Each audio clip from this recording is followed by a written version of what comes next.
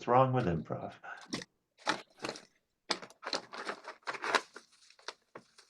Ooh, they made it a little drop down instead of a pop up in Zoom now. Might have to close it manually every time. It's nice. Hey, it's the Still Versus. This is episode 27. Yeah. Also, I said what episode we were on. It was like, what? Oh no. I don't think it's supposed to go that long. You got a breaks after episode 20 or so. Like, yeah. Are you sure you were playing Silt versus? We tend to go kind of long. Our group.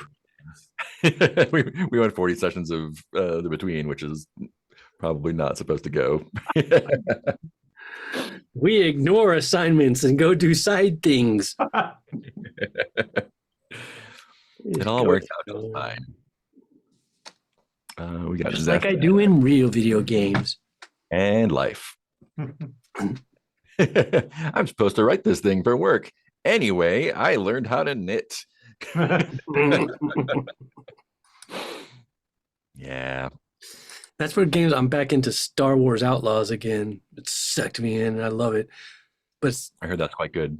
I really like it. It's again, I can understand why people might not. For me, I love it because it's one of those games where I can just lose hours exploring, not even playing missions or doing anything. Yeah. Just wandering around the world and being like, ooh, a question mark. What's over there? Ooh, I found a cave. What's in this cave? Ooh, a treasure chest. You know. Can I get to that tree I can see over there? See. Keith, I told you I started playing the Golden Idol sequel, right? Oh, I think so. Yeah, you mentioned it. Like, I didn't realize they just, in their interest in setting games in time periods that people don't usually set games in, they set the sequel in the 1970s.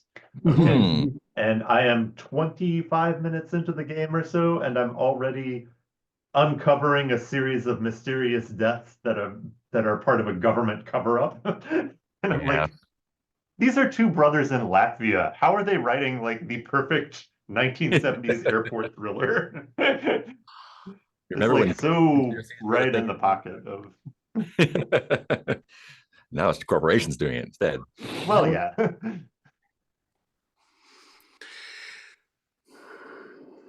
Let's see. Beginning of session. Recap of all active assignments. We're getting down there. We just have to resolve the miraculous clinic of the bleeding witness. That's all answered. We're going to resolve that by turning in biased to super biased, I guess. To the public, to the people. The people will tear down that wall. Yeah, good luck with that. And we haven't answered questions for Godfeed yet. We have 1, 2, 3, 4, 5, 6 clues. These are both opportunity or complexity 6 questions.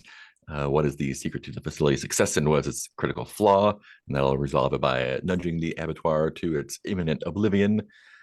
Or why should some of these slaughterhouses stock be seized? And that resolves the assignment by procuring that stock for government use. Yeah, that that first one's like, yeah, we're just gonna let it go, I guess. Cool. And those are the only 2 assignments. There are no forthcoming assignment because the conspiracy died. Then pick new end of session question. Yeah, end of session. Always the brains of our existence. I feel like this is a cursed D&D item. The never clean glasses. Yes. I've got myself a new pack of the little things because my other ones are all just rubbing around. Whitey's glasses will never be clean. No amount of cleaning. I am. Wait, sorry. Can you remind me? Where are we now? Last week I choose my the let me do a little recap for my notes. Session 26. We harpooned Carl, the saint, the taxidermy saint, to the ground. Right, Sebastian conjured a harpoon gun harpooned a saint to the ground, got yanked out of a window. Didn't think that all the way through. The helicopter from the Institute came by and started strafing him, and you got Sergeant Vandermeer on the horn and talked him into, not sure exactly into what. Oh yeah, there was a debt that he had from Ren's bank, and you use that for leverage to get him to, I guess, help somehow. And he helped by murdering Carl from the sky. Sebastian got his locket back finally from dead Carl. And Carl collapsed into a pile of junk and meat when he pulled it off. Carl was like both like body parts and other stuff slammed into him, a little old bicycle wheel and a toaster oven and a hockey stick and your thing. And then it was to the slaughterhouse. You met up, there's a bunch of protesters outside the slaughterhouse. You met up with Violet in the orange cap, who is had a little mushroom patch because she is a devotee of the Devourer below. Yeah, let me note down this next part. Sebastian put on a little performance and convinced the protesters to blow up biased headquarters. And they all left, but not before Violet took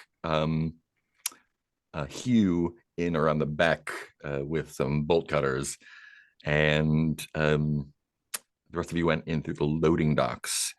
It smelled like Mog Squamos's grill. There's this weird coppery ozone smell, which was somehow appetizing, even though it was like sweet decay, corpse flower smell. Right. He went into the inspection room and met Chance Torch with the flame jacket. Yeah. The workers had yeah. Violet bashed his head in with the bolt cutters and grabbed his knife and went on a little rampage through the factory. You made it into the disassembly room where everyone had these like full body gas mask things. Got a bloody nose and got sleep teleported into an interview with Victor Blankley. And it was just like, oh, hey, we're talking. We're in the middle of a conversation. Great. Ren used her item from the Skyward Sprawl to, oh yeah, so you guys were at the you were messing with the dock workers at the loading dock. Sebastian gave his card at the recommend bill one of the workers to a job at Biased, at which point this braying, rolling tumbleweed of horns and screams came rolling out. Ren used her thing to dissolve the floor into that and kind of neutralize it, and you all went around. Henrietta Stein, who is one of the workers there, came out with a bolt gun and took care of that rogue god.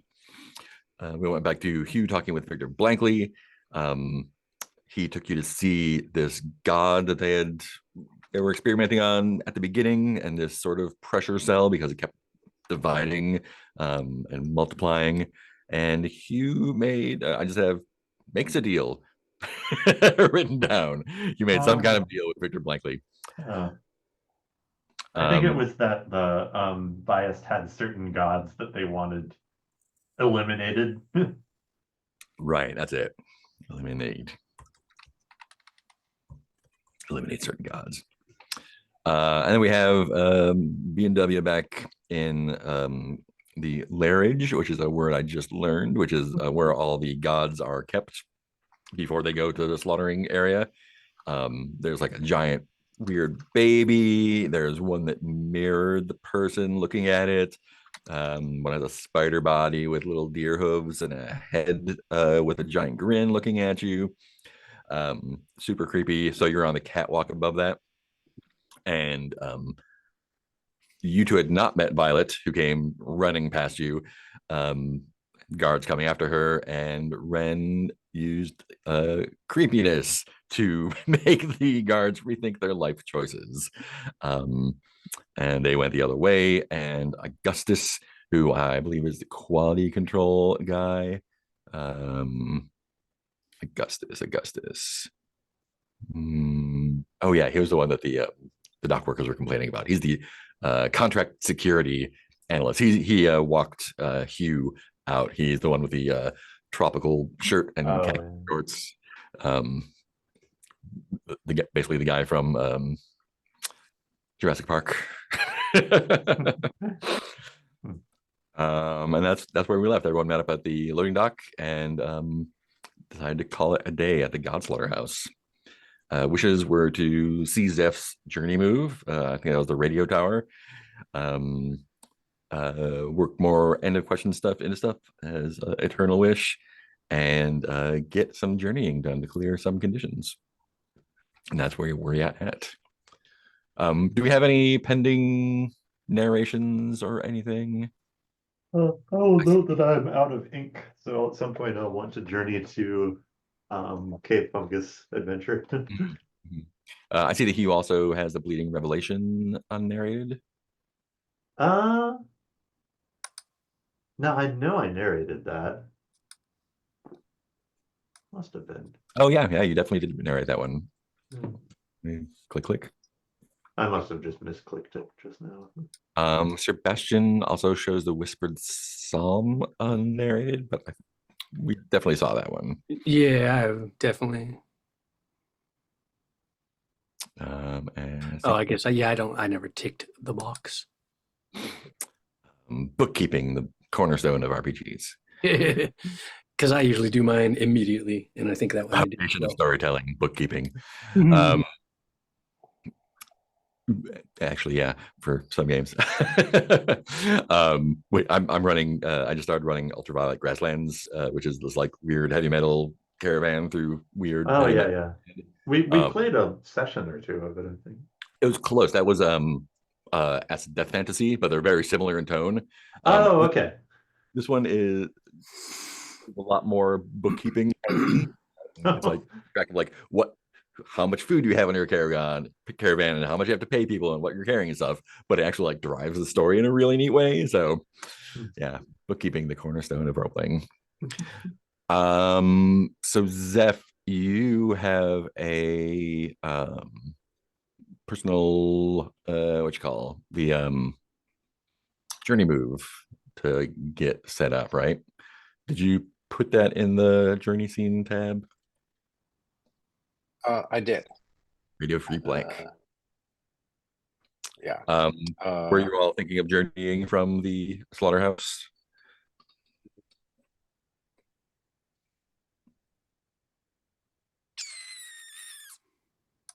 From the slaughterhouse to Glodich, I assume, or to the. Or yeah, where? What's your next move? I guess. Okay.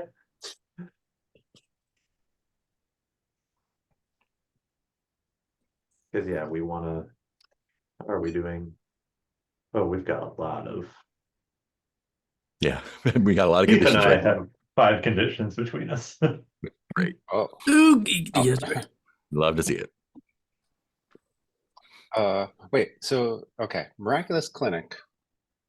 We have our solution, right? You have your solution, you just need to implement it.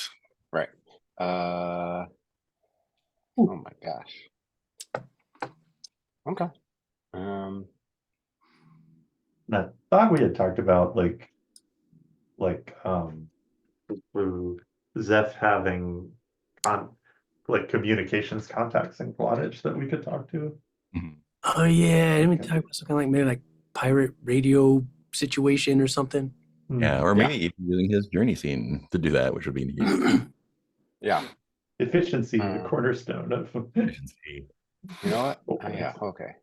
I'm gonna make a little change.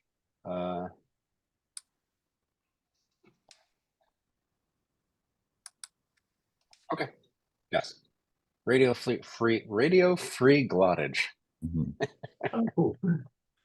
So there's an interesting I don't know if this is intentional or not, but I feel like it might be. Journey move is kicked off when traveling to another assignment. Mm-hmm. So when there's only one assignment left, there's nowhere to travel to, which is interesting. Anyway, continue. Oh, We're driving from this assignment back to this assignment, going to get food somewhere first. Go to the caves. Go to the The caves. caves. That's not an assignment, though, I guess. like assign ourselves. I did wanted to check one thing about this journey move. Yes. I described it as a pirate radio station dedicated to a multitude of radio gods. Mm. Mm-hmm. So like, so they they are worshippers of. I mean, some of the DJs are worshippers of the Saint Electric, particularly in her radio form, but others might be worshippers of whatever that. What was that? The unobtrusive companion, and other, If I can make a suggestion, Yes. maybe it might make sense No. for for Saint Electric, but maybe the other gods are sponsors. Okay. So that really opens up to whoever you like. Right. Oh. So each like this show is sponsored by the Grinding Lord. Okay. So the station is dedicated to the Saint Electric, as radio god, with other gods as sponsors and guests. Special guests. Yeah. Right. Like, and now with the sports report, the Karen Maiden. Like, you're all gonna die. Why? There were two teams that played. Their deaths will come soon. Yeah. Two teams played. The winners, the losers will die. The winners will also die eventually. We will all die. Yeah. Cool. Do you want to kick off our radio free glottage scene here? I read the description.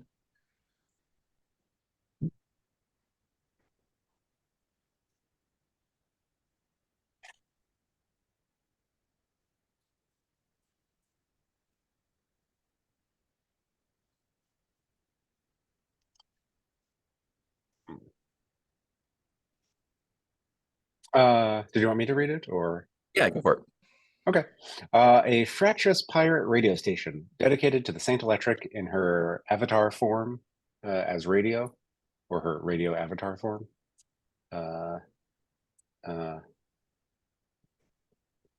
With other gods as sponsors.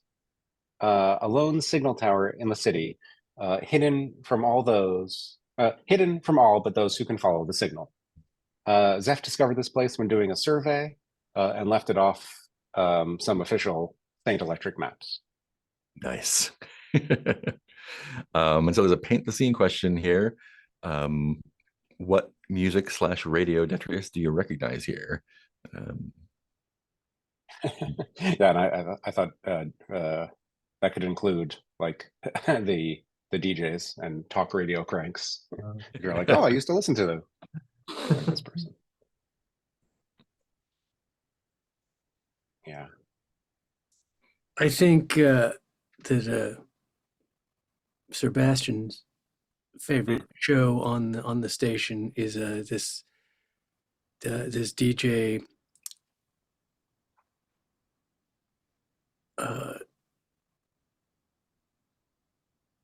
goes by Skeevy Steve.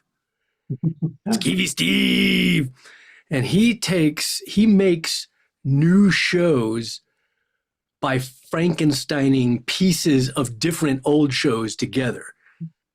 So you might have like Captain Kirk talking to Lucille Ball or whatever. Just it's like a patchwork, but it's amazingly coherent. It's truly a work of art how he does this and makes brand new shows. Basically, the poison pin letter of radio shows.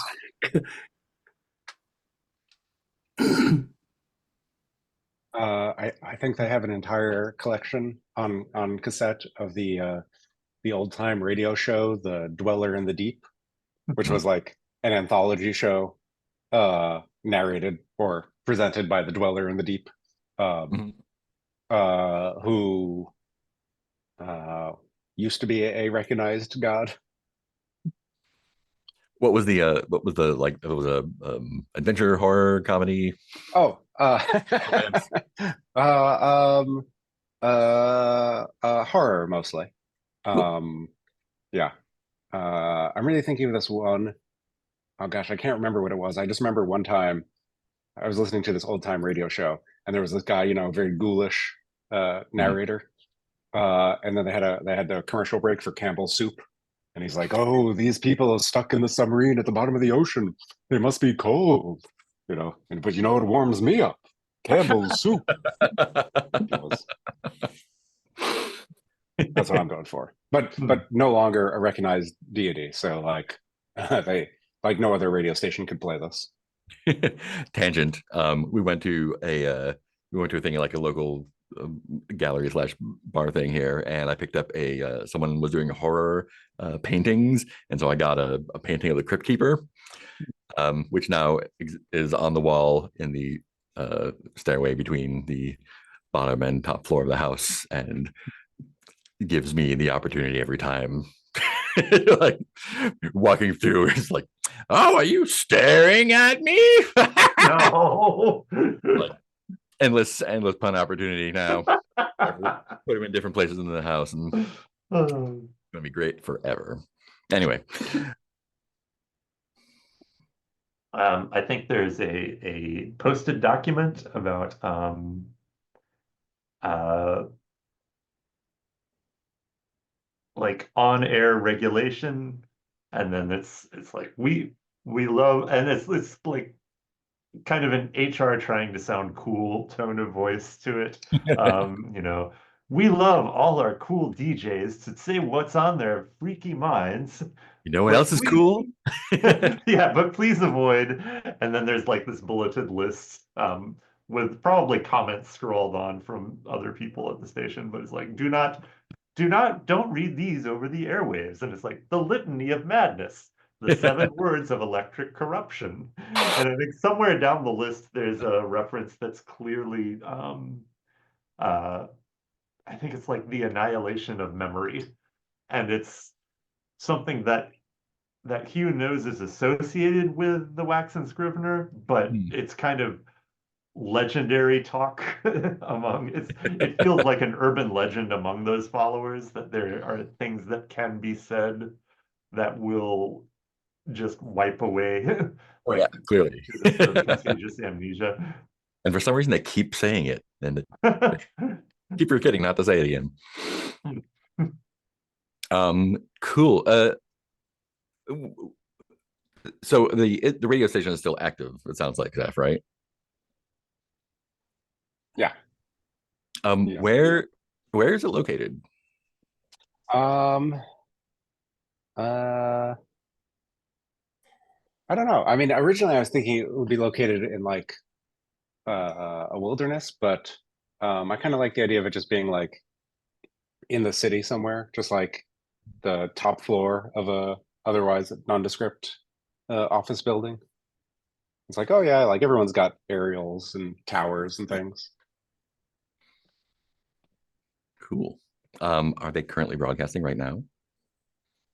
Um, I think they try to do 24 hours, but they don't always get like either there's like personnel or technical problems Mhm. that sometimes knock them off, but they are going now.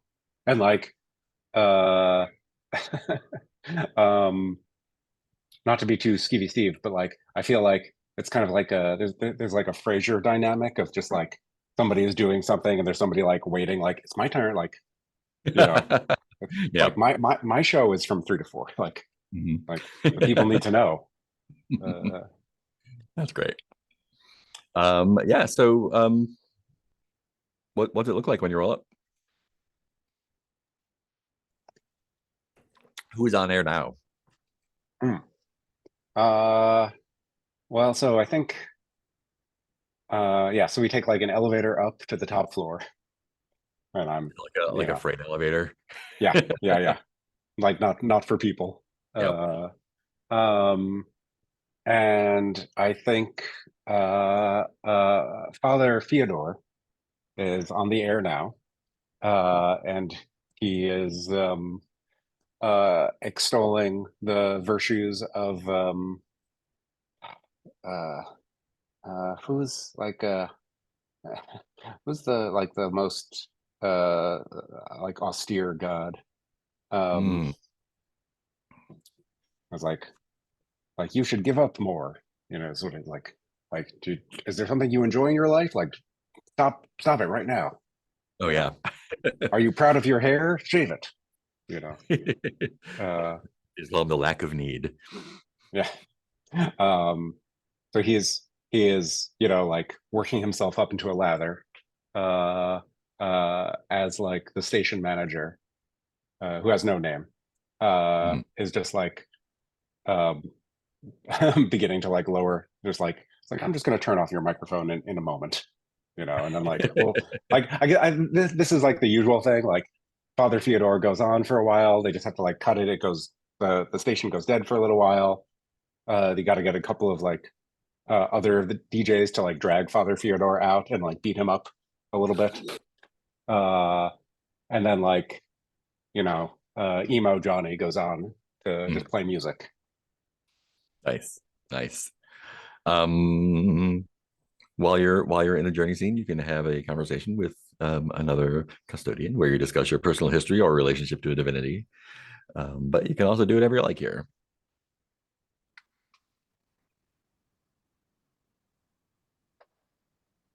Is Fair that enough. discussion where the recall a time comes into it? Say that again.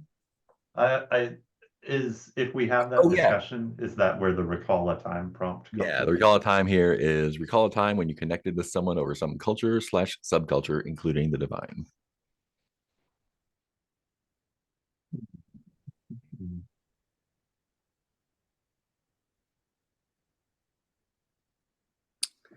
Do they know Zeph there?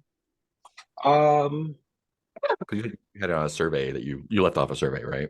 yeah. I think this is a case of like Zeph knows them, but they don't know Zeph, Mm-hmm. you know.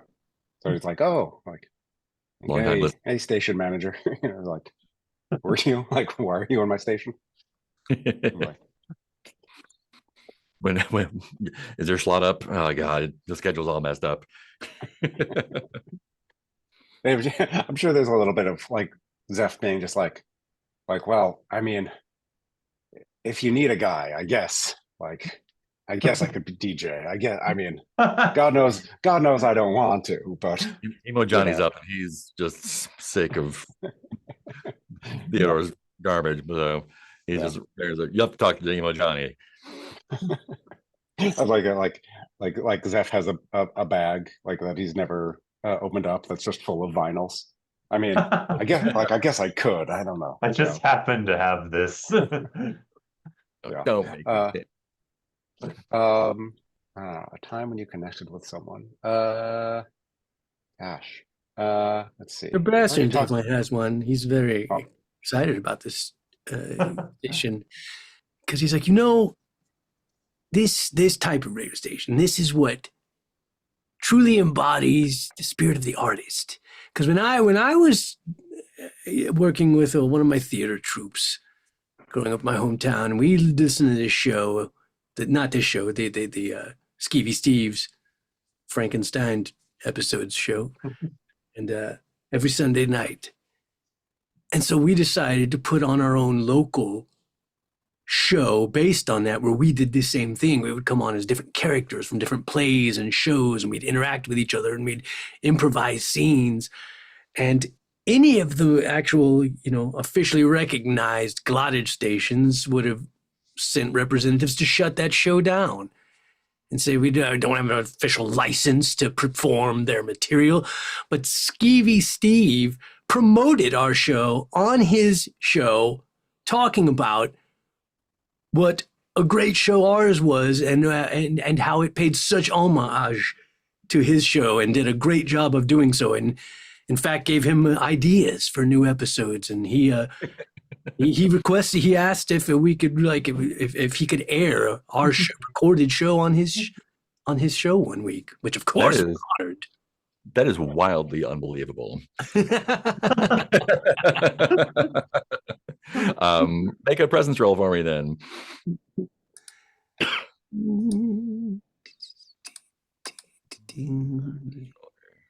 Gonna do a 10. Total of 10. Total of 10. Great. The nameless manager is like, cool. So yeah, you can go back to that there. When you know, they will aid you in a task or reveal a clue. I assume you'd like to be aided in a task at this point. What do you know about Godflesh? Actually, yes, they might. This might be But we want help getting the word out about exactly. They seem like the right type of people who would want to bring the man down with their pirate word. What task would you like him to aid you in specifically? Getting the word out about the truth about Biased. Oh, so a talk show. Is it a call-in show, or you just have things you're going to be reading yourself? The call-in shows are, I mean, A, more popular, and B, way easier to do. That's where we kind of start people off usually. This is it's pretty important. It doesn't have to be I'm not saying give me a show. I mean, if you have like a political jock who would want the story of the century and bringing down one of the most corrupt organizations known to Glottage. We did, but he disappeared.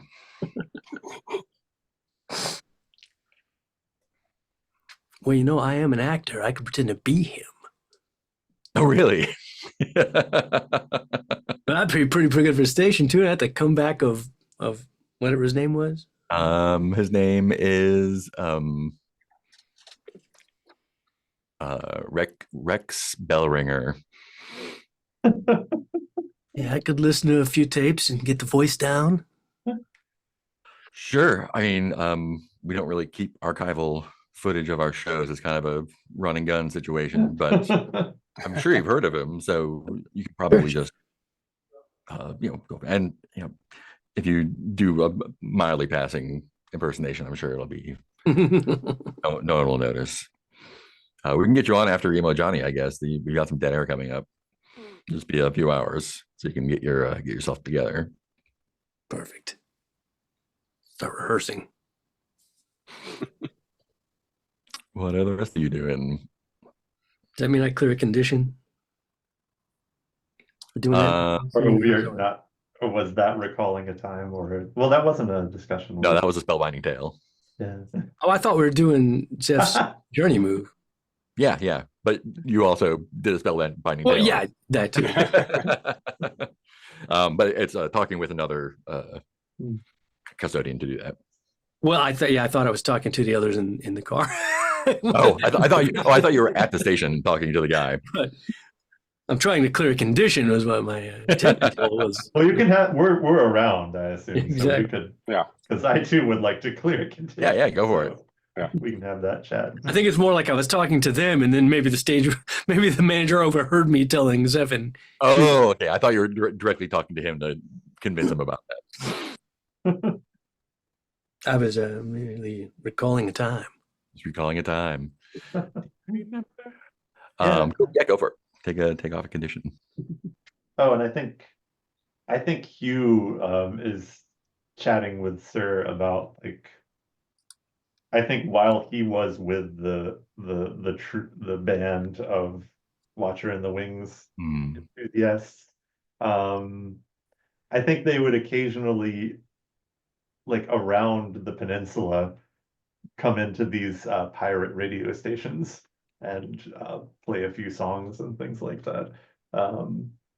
And I think he ended up getting to know this sort of far-flung group of cranky station managers, or people running just one antenna out in the boonies, Mhm.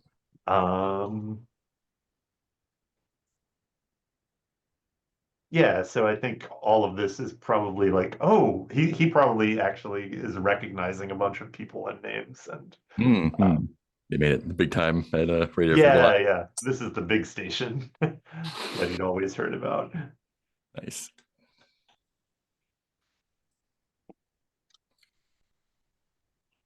I think I don't think I have any conditions, but Zeph will talk about how someone else at the same electric company, we got to talking about music, that they don't play very much on regular stations. And Mhm. um, he used to have like this part of the area this area of the city to survey. So Mhm. we bonded over music, and he passed me this job with, I think, the express understanding, well, the implicit understanding that I wouldn't rat on the station. Nice. Nice. Hugh, do you remember where your busted came from? It was from getting caught by someone. I can't remember. That was at my custom journey move, I think, where I had the last page of the book was Mm. me signing off on the Slag King or something like that. Right, right. Yu Hero says the Slag King is A-okay. So I am not. I figured I'd want to keep the one where I'm not in good terms with the Wax and Scrivener organization. Yeah, that makes sense. Get these guys here. Cool. So you have a little bit to get your show together. Is there anything you want to do to prepare, or are you just going to kind of rant about biased? I definitely figure, I'd consult with the others so we can sort of get our best plan. It is our best shot. It needs to be big. It needs to be perfect. It needs to be. This is our one. We got to get it right. What do we tell the people exactly? What is our manifesto? What is the word we get out?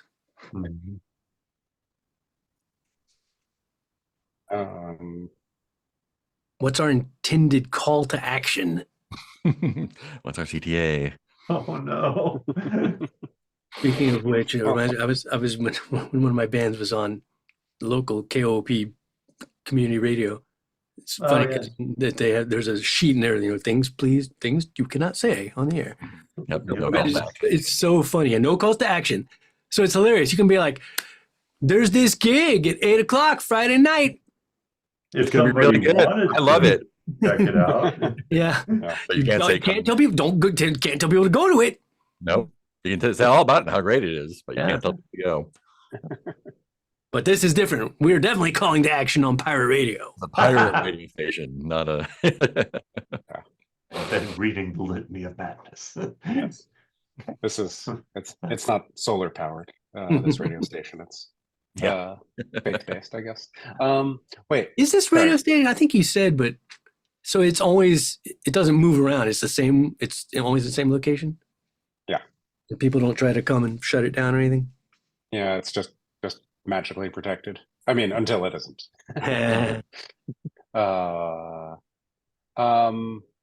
Yeah, I was thinking of making it mobile, and then I thought, like, it's more fun if it's vulnerable. Plus, we already had the floating market. Yeah, true. Wait, didn't we have a call to action to go blow up Biased Yep. last I mean, time? I did tell some protesters to go blow up Biased. Yeah. Right. So this is like a belt and suspenders thing. I've enacted one plan. Let's just get as many plans going as we can.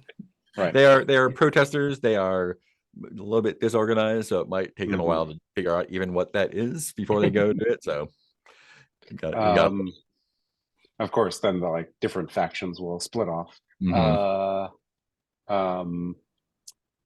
Out of curiosity, Heath, did you have the end of session question about undermining your? Not this time because I had it last time. Right. and did it Yeah. by inciting the protesters to go Right. vote biased. I feel like that should be undermining orders. That's worth an experience point. Telling people to go explode your superiors. I feel like that's like Yep. at least 2, right? Yeah. Yeah. Wait, do we want? I can't even. Sorry. Did we want to say? So, what were we calling them? Super biased is behind the clinic. So you're saying so biased is this organization. Someone in biased is funding this. Probably the organization as a whole.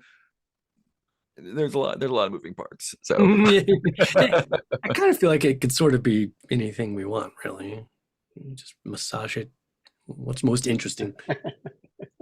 Yeah, I mean, I guess biased is doing that. my impression was that we're trying to take down biased, assumingly that biased is kind of working independently, like, without larger government approval. Mhm. So it's like, I guess they're almost like a rogue agency. They're a off the books kind of agency. So like if the big, I guess, is that what we're saying? If the big government knew what all they were doing, then they would like crush them and. Or are we trying to incite the, or is it more inciting like the populace against the small government agency biased? I think that they are both challenging. So biased is the agency that like goes after unlicensed, like, so biased as a whole is kind of the enforcement arm of the institute that's the institute's like, these gods are cool, these gods are not. Biased is kind of like the enforcement agency for that, kind of like the ATF or whatever. And I think you specifically are like the black ops group for them. So they have legitimate agents who go down and like shut down the farm where someone accidentally got the hollow going or whatever. Where you're the A team. You're the suicide squad that goes in when they can't really send in the legitimate guys. The bias as a whole is just like cops. It's got to go. So tell the people that biased is coming for your gods, and the clinic is how they're doing it. I mean, they already know that. Oh, okay. that is why they're there. Well, tell them that biased is coming for your gods in order to use them for their own purposes. Like they don't want you to worship these gods, but they're gonna have their own plans. Well, yeah, and we could also put it in, it's like they're literally weakening and then harvesting your gods and killing them for food. That would probably be pretty inflammatory, right? Because people might know, like, yeah, Bio's trying to shut us down. But it's like, oh no, they're literally butchering your gods. And soon. Has anybody come to the floating market? Bias was behind the whole thing. And also biased is like doing research on gods at this clinic. Don't go there. Yeah. That might be the most, like, the easiest wedge in, because it's you're basically gonna be classic Alex Jones going after the ATF, kind of, not like Gay Martian Frogs Alex Jones, but Black Helicopters Alex Jones. And this is our chance to blame everything we've done bad on bias. Well, but somebody we were acting. decided that We were biased, or we are biased. I'm a little confused. Agents of bias caused all this damage and cities to be destroyed and gods to be moved, and I've heard some of those biased agents are themselves addicted to god flesh. they destroyed the giant concrete building of the. Yeah, they never share driving duties equally. Actually, you know what? This is a good point. Shouldn't just be me. I'll still step in as Rex Bellringer. Is that what his name was? Rex Bellringer, yep. You two obviously can't use your real names. Can be my sources and my moles on the show. Okay, I need a name. Wait, quick question. Are our followers like is Hope Oh yeah, everyone's got to be there. Grover. Yeah, yeah. Mort. yeah. Morton Renner there. Yeah. And this guy used to be a human. I'm like, squawk. Vomit on the microphone. Other things vultures do. Wait, what was the other? Hope and what was Grover. yours, Peter? Grover. Grover. Yeah, you should just take Grover's name. Just call Like, yeah, I'm Grover, and this is my street address, and I don't fear death. You'd be like, it's okay, Grover, don't worry.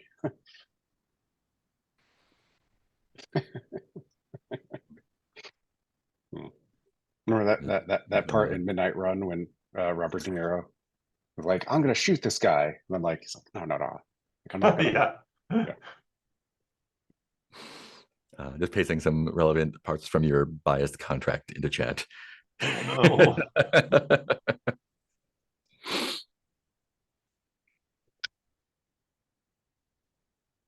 You're becoming part of a family.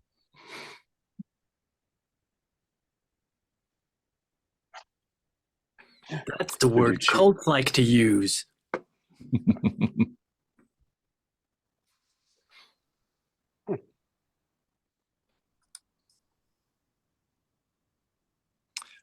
Oh yeah, okay, cool. Is there like a there's usually like a loudspeaker monitor in like the waiting room or whatever wherever you are that's kind of like playing the usual show. Emo Johnny's on there and you're not really paying attention to what he's saying. Plays music and talks, it's kind of mumbling a lot. And I think it's the show kind of gets your attention when he stops talking for a little bit, and then starts talking again, but his voice is kind of strained. Oh no. And then he stops talking again. You hear like sounds of exertion, and then he just starts screaming.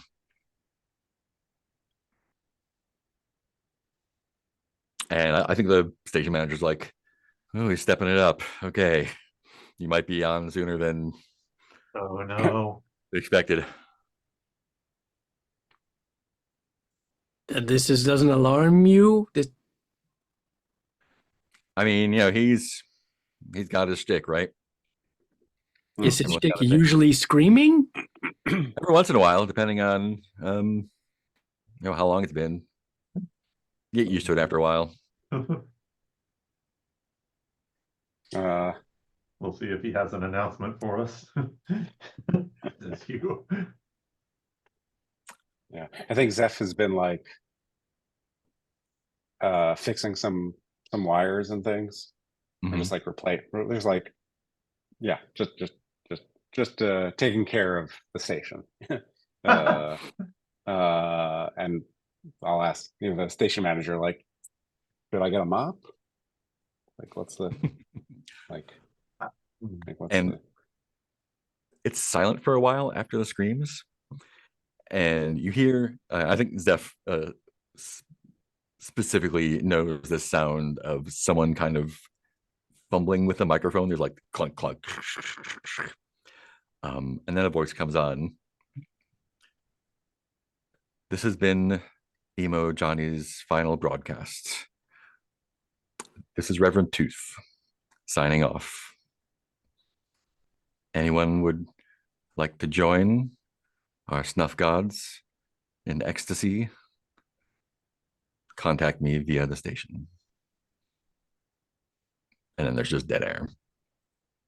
And the station manager's like, yeah, you might want to get that mop.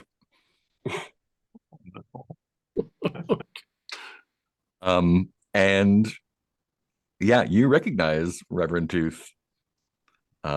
He comes out of the booth. He's got like a nice like light blue dress suit on that is has some fresh stains on it. No. Walks with a cane, with a little duck head on it, and he just looks enraptured right now. He's like shit-eating grin, wide eyes, and when he sees you, his eyes light up even more. Friends, you followed me. Oh, no. How go things at the clinic?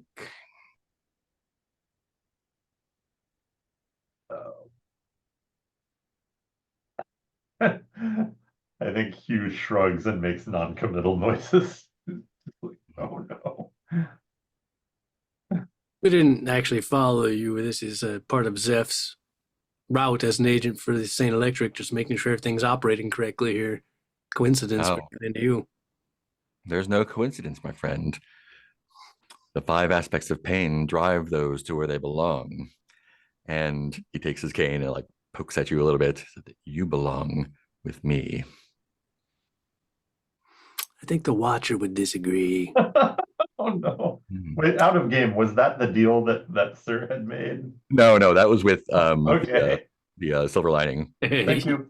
But yeah, he leans into Zeph a little bit and like kind of in a like sotto voce like aside that you can hear says, I hear through the grapevine that you are not as dedicated to the Watcher as some might believe. Dabbling with other gods now and then, but always returning to your faith. Crawling back to the Watcher each time, begging for forgiveness, saying how devoted you are, until the next time, of course, when you need something from someone else. Let me tell you, when you worship the 5 aspects of pain, there's no room for faithlessness.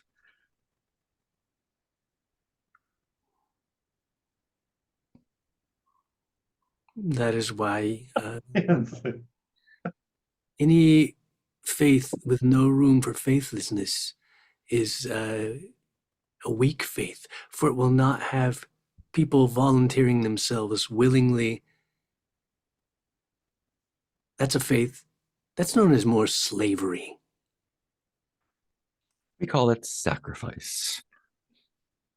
Willing or not, those who are given to the 5 aspects of pain make us stronger. Every god requires a sacrifice. That's not unique to you. And what do you sacrifice to the Watcher? Oh, what? I sacrifice to the Watcher every day. That's why crises of faith are a necessary part of the journey. That's when you find that you get through them and you're stronger than ever. You need the tests. For without the tests, you're nothing but blind. You're a blind, mindless servant with no will and no power of your own.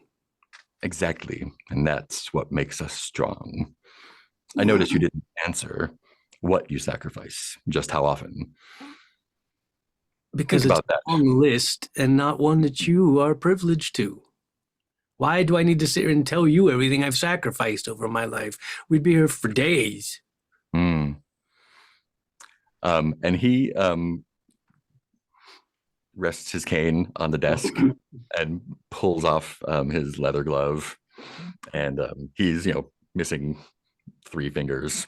He says, some sacrifices are more visible than others. Ooh. Some are involved with their gods. The rest of us are Johnny a committed. follower of?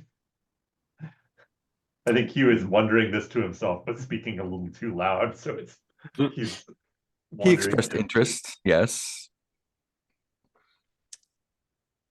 I guess that tracks.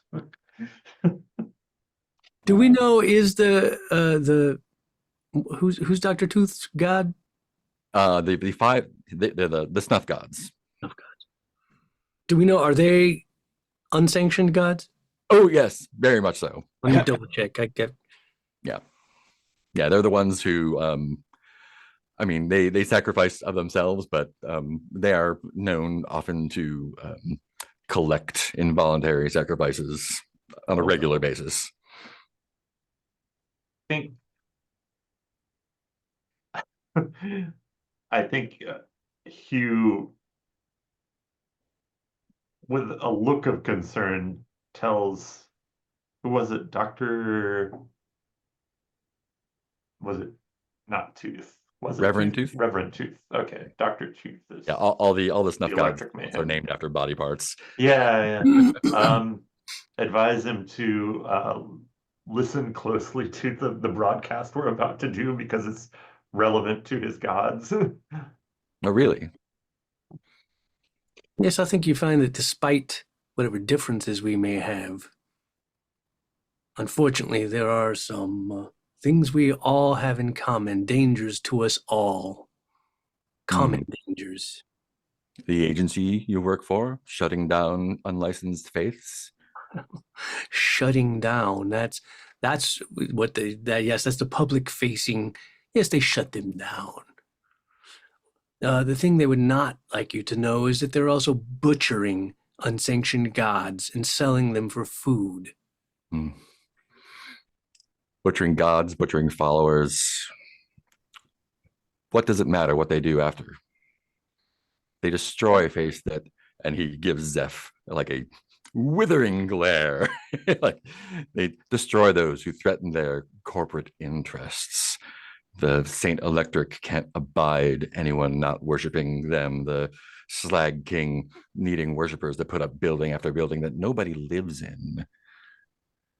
You gave yourselves to an agency willingly, whether they carve up gods for food or put them to work in a power plant or sacrifice the gods themselves to their own interests. They're still gone. So why would you work for someone like that? What have you done that's put you in such a precarious position that you would put your own faith at risk by tearing down the faiths of others? I don't know if anyone willingly works for Biased. So we're not so different. You and I.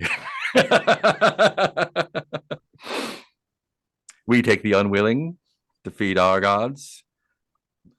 Biased employs the unwilling to take them down. Two sides of the same coin. But Both you stretched in chose blood. you chose your god. Yes, I find it much more empowering to choose our end instead of having it chosen for us. And you seem like someone who would be the most utterly lost when their god is butchered. Indeed. But perhaps it's yet another aspect as we take apart our followers or sacrifices. If someone were to take apart our God piece by piece, nailing down a manifestation in an open field on a moonlit night, and taking knives, carving flesh from bone and ichor into bottles to be packaged up and sold, would that not just be another higher form of pain, feeding us even further?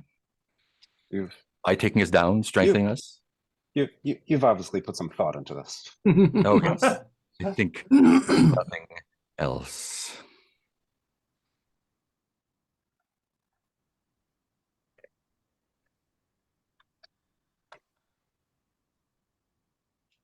Well, I think your god is. Full of poop. I think your god is. Yeah, no, I think your god is a waste of faith. But I think the fact that you are also seemingly somewhat knowledgeable about the fact that you're being used by Biased. Like, it seems like you know the clinic is behind. I mean, you know that Biased is behind your work at the clinic, Of course. and you think that you can use them, and they're trying to use you, and neither of you is really thinking about helping anyone else. You seem to assess the situation correctly. The hospital Okay. provides us many opportunities for sacrifice, whether they're patients, followers, or occasionally a sainted manifestation. The god food is we're still collecting clues for that, yes? You are still collecting clues for that one, yeah. And you have a clue coming to you from the journey move. True. Well, I was just remembering, and I've picked up this new move, which might seem no. very appropriate here at this in this whole situation. The behind the mask move. Ooh. At times, the watcher looks through your own eyes, laying unwelcome truths bare. You can always tell when a side character is lying or concealing something from you. Mhm. Once per session, when you reveal an unwelcome truth about yourself to a side character, a secret you haven't told anyone, a personal weakness, a failure from your past, that side character is compelled to do the same. And this secret, revealed by the keeper, counts as a clue for an active assignment. Love it. Love it. You know, he is 100% telling the absolute fervent truth. He is burning with devotion to his gods, and yeah, he knows what he's gotten into. He's all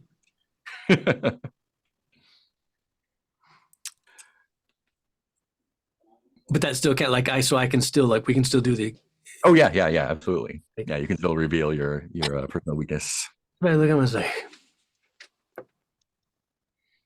yes, you are accurate that I've had many crises of faith, many times when I thought of abandoning the Watcher, many times I've considered other faiths or no faith at all. Times when I've recently gotten myself into situations assuming I, as always, would be able to find a way out of them, and yet haven't. But I always come through the other side. Back to the Watcher. And it gives me no joy to admit similarities between you and I, because I would like to think we're as different as the night and the day, but in truth, we are not.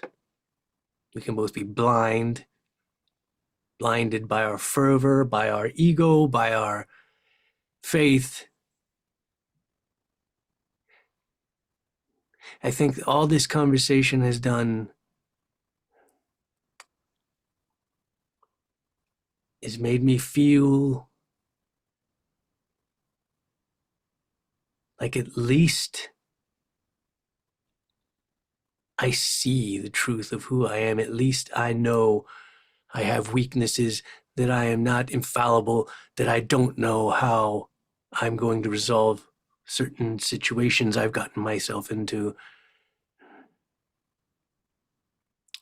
You seem so blind that you will walk off a cliff to your own death eventually. And I don't envy that, I pity it. But I pity myself for other reasons. We each have our own strengths and our own weaknesses, but we are each probably going to be the reason for our own eventual undoing.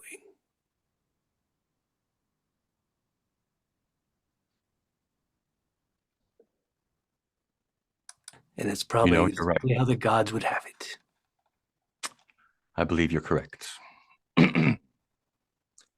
I see that you don't sacrifice yourself bodily, but I understand what you've given up. And you're right. I would walk off a cliff for my gods, were that my path. But you're correct. Although I burn with faith and lead others to the way, you've seen what I could not see. I've focused my efforts on others, and I have been blind, metaphorically. My commitment has weakened in my journey. And he takes a step toward you and takes the head off of his cane and draws it out. And there's a long, slim knife.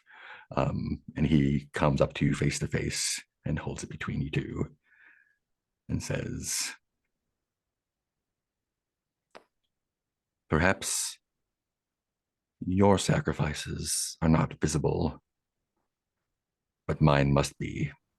And he takes the knife and he puts it under his eye and slides it in and twists and pops it out. And the rest of his face is just stone cold as he does that. And then he does the other one. Oh, okay. I was going to say you missed one, but yeah. And I think that's when, like, this one, like he was able to hold it together. Then the other one's like just dangling. Takes it. This one, he is like, I think the inability to see while he's doing it has kind of gotten him, and he begins screaming in your face as he gouges his other eye out. And it falls on the floor, and he wipes the knife off, still sweating and bleeding from the eyes. He puts it back in his cane and kind of kneels down and feels around until he finds the other one, and he wraps them in a handkerchief. And he calls out to the station manager, would you lead me out? I have followers waiting. I want to grab his face with both my hands. Lean very close. His hands are covered in blood now. Lean very close to his ear and say, your God would be pleased. And he said, he turns to you and like look like his bleeding eye sockets bore into yours. And he says, oh, but they are. And you hear this deep, like rumbling and cracking sound as the walls begin to shake a bit, as if something somewhere was pulling the building apart. And as the kind of like bare concrete walls of this shitty warehouse start to get these giant cracks in them, light seems to begin emanating from behind them for a moment, this deep red light. And he draws himself up and he breathes out, and the shaking and the light stops.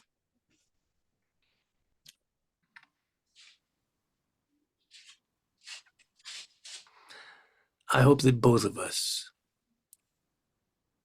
find a way to get out of our own way before it's too late.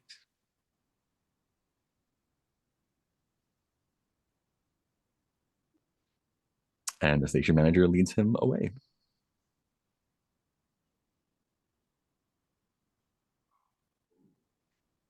And the clue is straight from the assignment.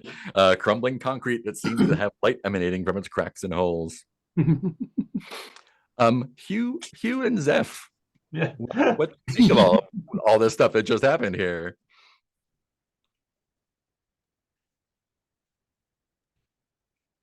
How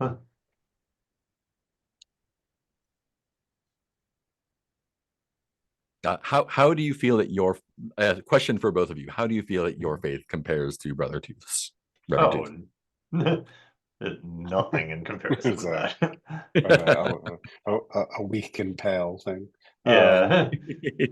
I mean, I Like, think I go to the Scrivener events on Christmas and Easter. yeah. I think I want both of you to take the condition faith shaken. Okay. Sebastian seems to have made a case for himself, at least to himself. And for better or worse, I already have the condition faithful. Yeah, yeah. Which is a negative condition. Oh, by the way. no. Yep. Yeah. Yeah. But there you are at the radio station alone for the moment. What would you like to do? See what's left behind in the studio. Hmm, Yeah. yeah. Yeah, you're gonna need a bucket and a mop for that vivisected ass DJ. For that WAP. V Bad. VAD, I guess. Mm. Yeah, it's gonna take a minute to clean that up. Mm. Probably best to give it to Oh, Grover. I'll Yeah. put some music on. Yeah, great. Oh, it's like, hey, station break. Station Here's, break, perfect. And while we're cleaning that up, let's take a little break ourselves. Let's do 8 minutes, I guess. Come to the 5. Yeah. Cool. Mm. All right. See you in 8.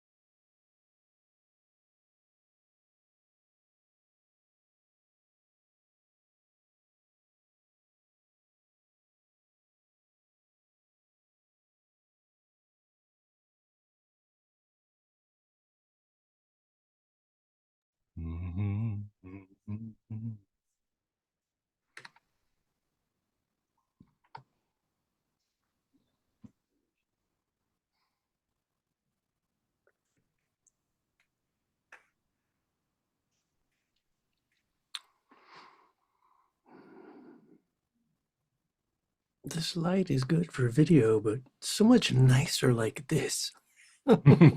Yeah. Like, yeah, bright light. I got one of those winter sun lamps things, just like a super bright LED panel. Like, oh, that's actually a really good light. And also I am blue aligned. That's a really good light for video. But also I can't see. It really highlights the smudges on your glasses when you turn Yeah. it. Like everything will be fine until I turn this light on. I'm like, oh God, no. I've been going back and forth about how to set up this room, since I had the string lights back there on that corner up there, but that just like washed out all the video with whatever bright color it was doing it. So now it's not really doing anything up here unless it's like I only have that on for that color. So if I do like a spaceship in red alert, I have to turn all the other lights off, and I had them on purple for the ultraviolet grassland stuff. Yeah, from the outside, it looks like a teenager lives in this room. Dude, From that's the inside, I guess. I've got string lights all around my room. I had when I moved into this room, because I just rented a room at a friend's house. Mm. And so it was previously, when she was married, it was her husband's son's room. And then they got divorced and I moved in. And so when I moved in, she's like, oh, by the way, if you want, like, we can take down that like the like spaceship, the rocket spaceship ceiling fan and put a normal in it. I was like, no, Why would you do that? Yeah, no, I want the rocket ship space ceiling fan because that's awesome. And there's still like little sticky glow in the dark ghosts on the ceiling from Nice. I was like, that's all fine. I do hate fun. You kidding me? This is way better than a regular ceiling fan. I got little rocket ships and stars on each blade. It's cool. And the light globe, the light glass thing covers the light is like a globe of the Earth. Mm. Oh, nice. Oh, that's cool. Well, cool. I mean, it doesn't move, but it's just like semi half sphere or whatever that looks like the part of the Earth. I'm like, I'm all about that stuff. You kidding me? I like fun things. I'm a big kid. Cool. So here we are. We've cleaned up the DJ situation. The station break is over. What would you like to do next?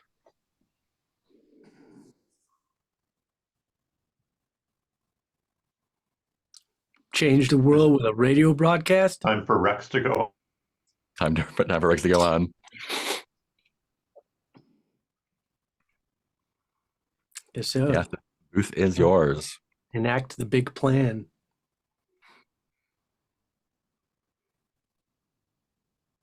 All right.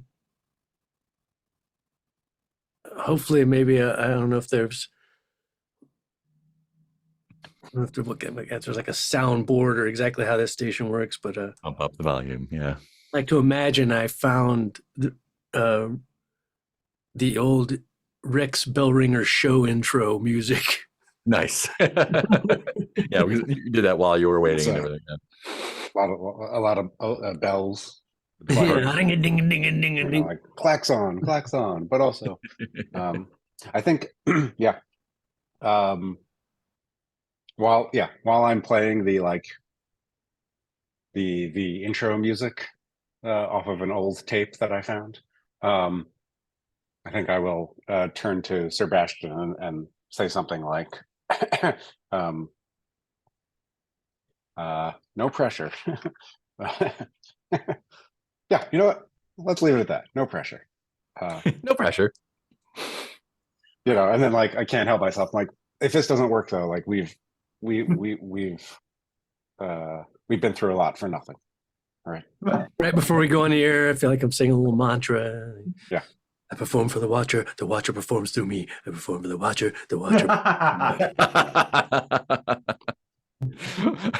Very, very well done. And also, like, I mean, if this doesn't go off, I don't know how we're going to recover. And also, if this does go off the way we plan, I don't know how we're going to recover. More mantra, just trying to tune Zeph out. I mean, that's I mean, kind of just far for us, though. without bias, though, like, I mean, this is a big step. Like, they're probably going to come after us if they have the power to. And, like, are we going to be able to stop them from hurting more people if we can't even stop them from hurting us? As long as we are strong in our faith, our gods will protect us. I'd say Okay, with my delusional faithful condition. let me count you in.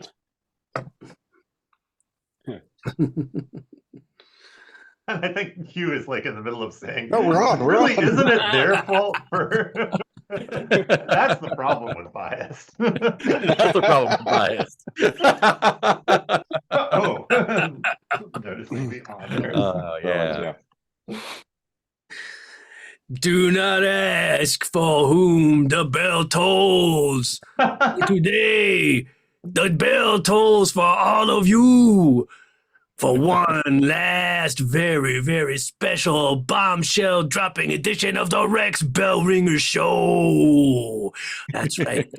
You thought I was done. You thought I was gone. They thought they had gotten rid of me. You thought I was dead. You thought I was disappeared. Maybe I was part of some conspiracy. There's all kinds of thoughts going around about Rex Bellringer. I'll tell you what I've been doing is collecting bits and pieces for the biggest show ever. One big giant blowout to blow out all the blowouts. I got with me in the studio here today two of my most important listeners who've been helping me break this story for years. And let me tell you something. This is the show that's going to bring us all together. Don't matter who your faith is, no matter who your God is, we all have a common enemy coming after all of us. That's right. You probably heard about biased. Biased, always out there trying to tell you who's sanctioned and who's not sanctioned, what God's okay for you to worship and what God's not okay for you to worship. Well, that's one thing. But you know what? It goes a lot deeper than that, people, because I'm here to tell you right now, biased has been butchering your gods. They're not just trying to shut down unsanctioned religions. They have been weakening, and every god like a weak deer that's a target of the hyenas at the edge of the herd. As soon as they see one that can be taken down, they take it down and they butcher it. And they're selling that for food, getting y'all addicted to these God bites made from God flesh. It's a giant conspiracy that will eventually end all of us. If you are not a sanctioned God, and the sanctioned gods, believe me, they will become less in number and less in number and less in number until there is only 3, then 2, then 1, then maybe none. What are you going to do then? This is the time now when we must all rise up together to take down before they take us down one by one, because we're fighting with each other. We can fight with each other later. But right now, we have a common enemy trying to butcher our gods. So it don't matter who you believe in. Let me turn it over now to the two in the studio with me. First off, I'm Jack Hawkwind. Jack Hawkwind. Not The his phone real name. lines, by the way, are lighting up at this point. Rex Bellringer is the only real name in here. So I've got quotes Jack Hawkwind. Jack, what do you got to say on the matter? And yeah, he's like forcing himself to use the right name. Rex? I mean, it looks like Biased wants to set itself up for worship, right? Get everybody else off the table. Who knows? That's probably one of their. They probably got so many untoward motivations. And I mean, that's to say nothing of the experiments they've been doing. What have you seen, Jack Hawkwind? I think that's more, what am I going to say? Mickey Appleseed's line of work. Oh, is that got you?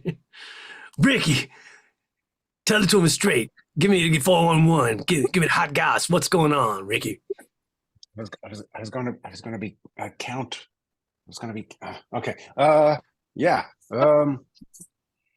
Yeah. So this is the deal. Okay. You see, they got all these gods, and they're making sure that nobody knows what's going on.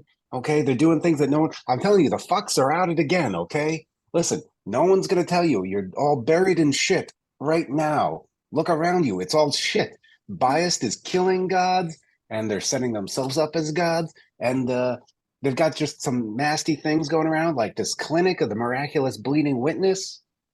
You know, there's some real bad guys over there, and you know who's behind it all? Biased and the Institute. Okay, is everyone okay? Is everyone clear on this? What am I doing? What am I doing? Their power comes in making you believe that you have no power. They make you believe that they're the bosses and you do what they say, or they're going to stomp you into the ground. But let me tell you something I've seen in my rounds over the last years in visiting all the different faiths and collecting all this information together. All of us outnumber them exponentially. They couldn't keep us all down if they wanted to, if we all come together. This is our chance. But the longer we waste time, the stronger they get. I mean, Yeah. They're using the clinic to gain information and run experiments, knowing how the gods work. Time is of the essence. There is no time to think. There's no time to plan. There's no time to wither while the dilly-dally. The time is now. Walk out your door. Turn off your radio. That's a call to action, people. I hope everyone's hearing this. Listen to this guy. He's saying, go there now. You walk out your door. Where are you? Open the door. Is there a car? Get in the car. Drive to the clinic. We have to destroy this clinic. Okay? We're getting a little ethnic, but I don't know what's going on. And I think we can run down. We're gonna run down the list of all our exploits. Like, you want to know what they did? They took down the concrete building of I forget the name. The Skyward Sprawl. They took down. They eliminated the town on the trucking routes. Oh, yeah, and Jasper Tugwell, pointing at Grover. I'm sure you have stories to tell, also.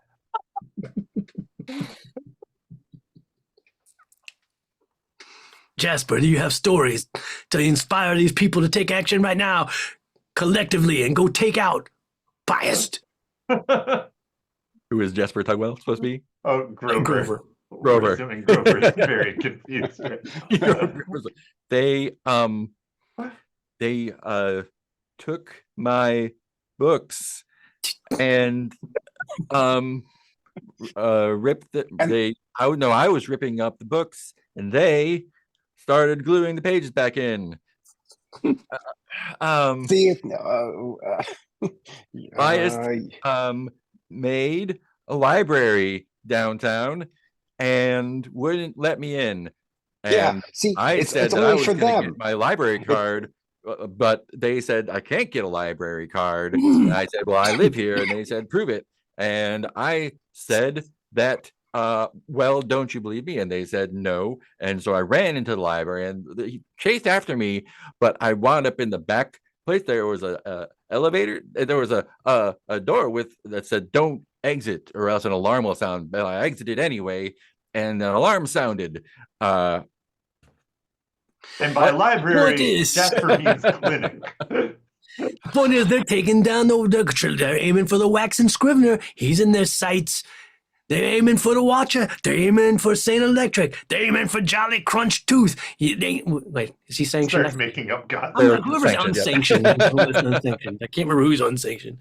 Well, that's the thing. That's the thing. All these, they're going to start with the unsanctioned, and then they're going to go sanctioned, and then pretty soon the sanctioned ones won't be sanctioned. Yeah, you're going to have there's only going to be one God. It's going to be Biased, and it's going to be sanctioned, and you're going to be sanctioned. Okay, this is what it's like. Biased, or they'll stomp you out. Let's hear it for one last guest in the studio. I turn to Hope. Holly Hacker, what you got for me? Oh no! Oh my! Wow. I want a roll from Sebastian. And this is going to be a communion roll. Uh-oh. What are you what are you afraid that Hope might say that works really well, but not in the way that you want?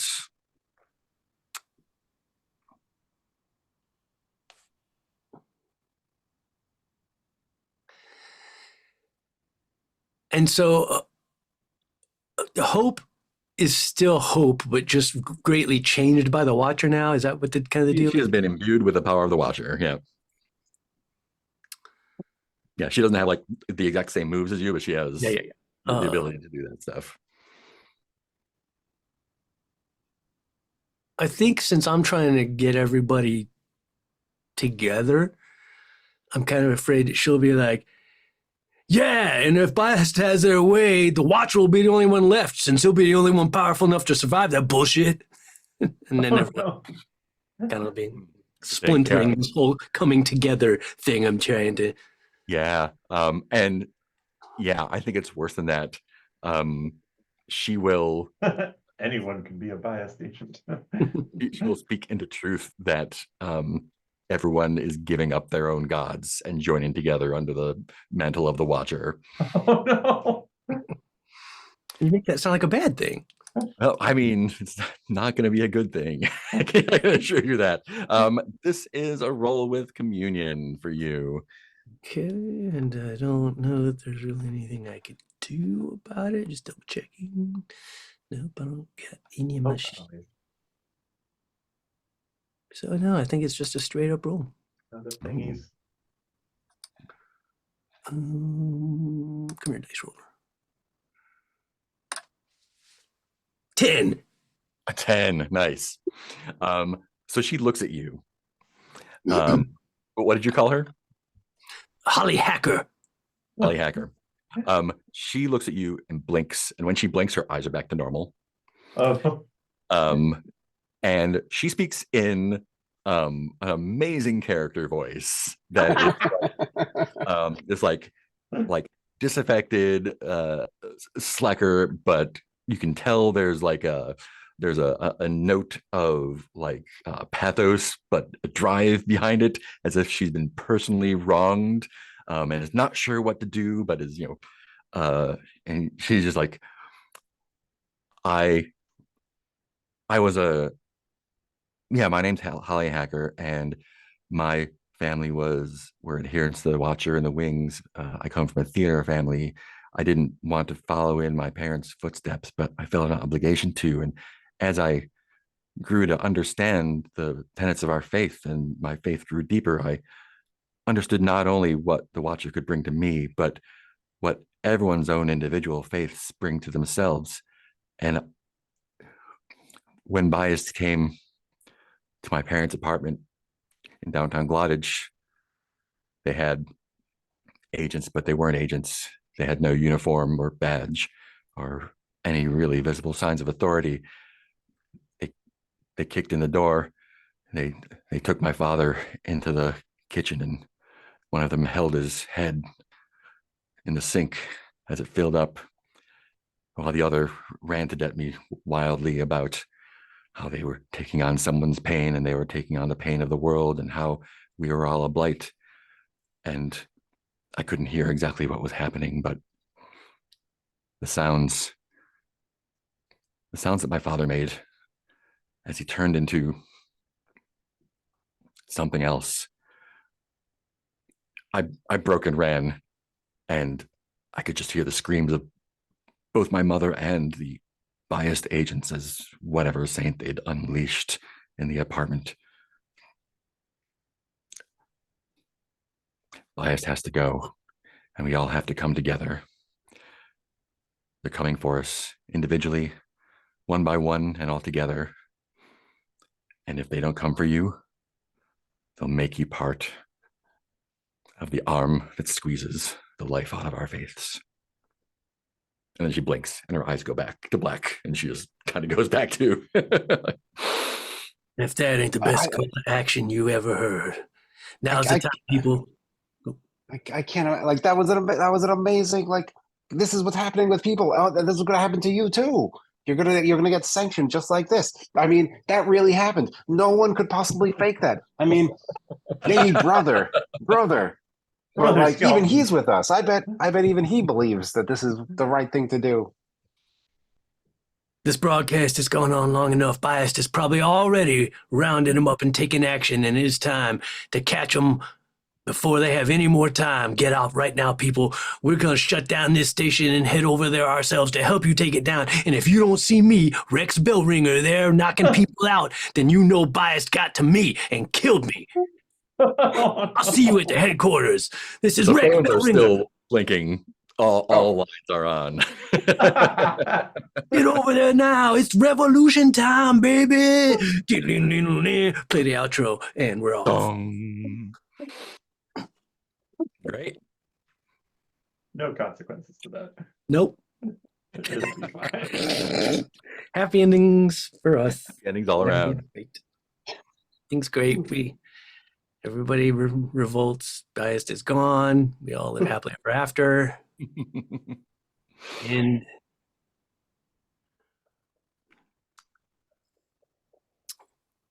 So we have dead air now. Fair. put on some revolution music. I don't know if there's any Beatles in this world, but something equivalent. The mayflies.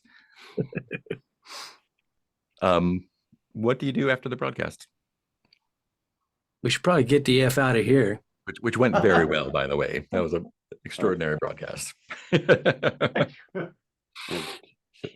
Should we go to a diner and get some fries, or what do we usually do after a performance? Probably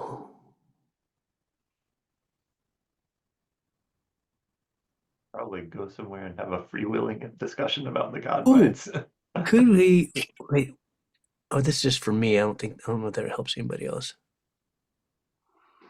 Another thing I've never used yet is I have the Chapel of the Fog Mantle, which is now a place of refuge.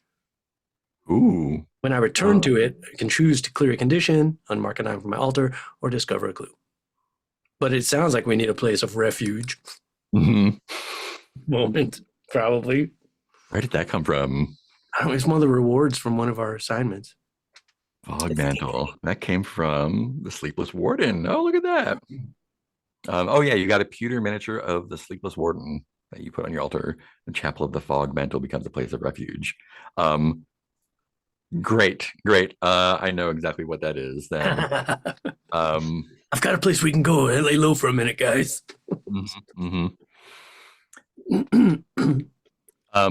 So as you leave, the station manager comes in. He's got a couple bloody handprints on his thrift store jacket, and he is just like, "Guys, I was listening to the broadcast. That was classic bell ringer.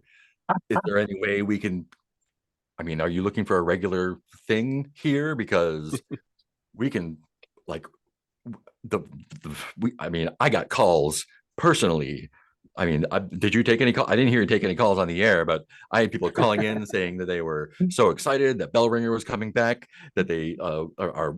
I mean, you know, the nutcases that call in for him. I mean, they were inflamed by your enthusiasm, but you know, they have a lot of ideas themselves they want to express. So I think if you could just, and his head goes back, and his jaw drops open. Right, sure. And his eyes roll back, and he looks at you and says, with the whites of his eyes showing, congratulations on identifying a rogue faction within Biased. As per your contract,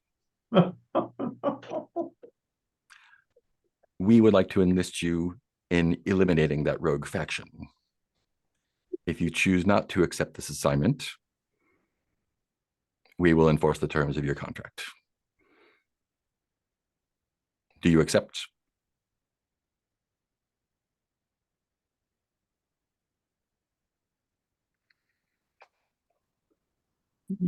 Yeah. Details will be forthcoming. His eyes roll back, and he looks like he's been concussed. Oh, And again, like oh blood no. from his eyes, and he just says, "I on the air," and collapses. Oh God. um, he is dead. There. Another victim of biased. Yes, accurate. I mean,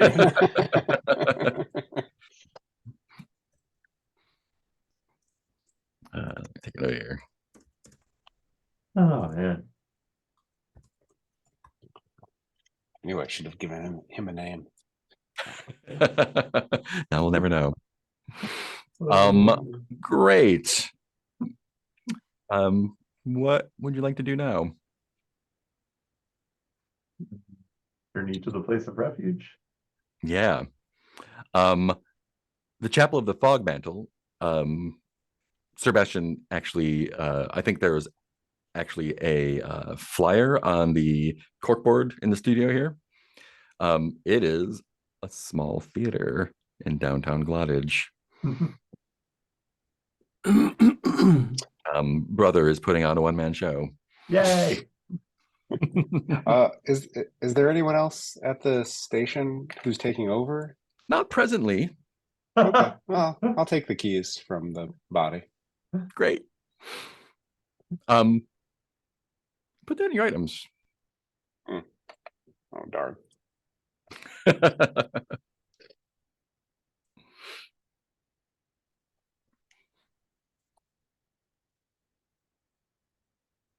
Just like put them on the key with the keys to the missing freight train. Oh yeah, just on your key ring. It's like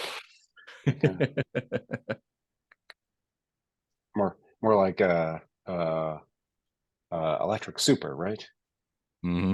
Or electric landlord. I don't know. I'm still working on that. Electric. Oh yeah, they had a great album in '78. Cool. What's your next move?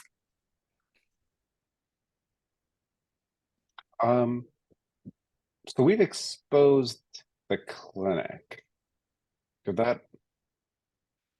I mean, I guess I want to like listen to the radio to hear if like oh, and in surprising news, this clinic is burning to the ground. Oh yeah, no, I mean, this is like an Art Bell situation. Like people listen to him a lot, and you got the word out to everyone who's listening.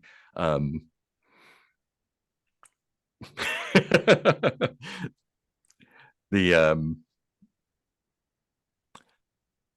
bias still exists, and they have tasked you with removing the part of bias that is causing this problem. I think that will resolve it. Oh no. So we have to eliminate the rogue element within bias to resolve the clinic. Yeah. That was I was trying to figure out how to make the you rolled a complication with the theorized move there, and I think this is the complication. Oh no.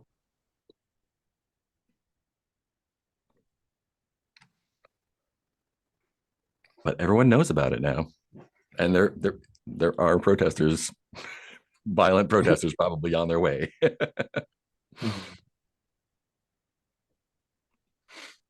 So where to next?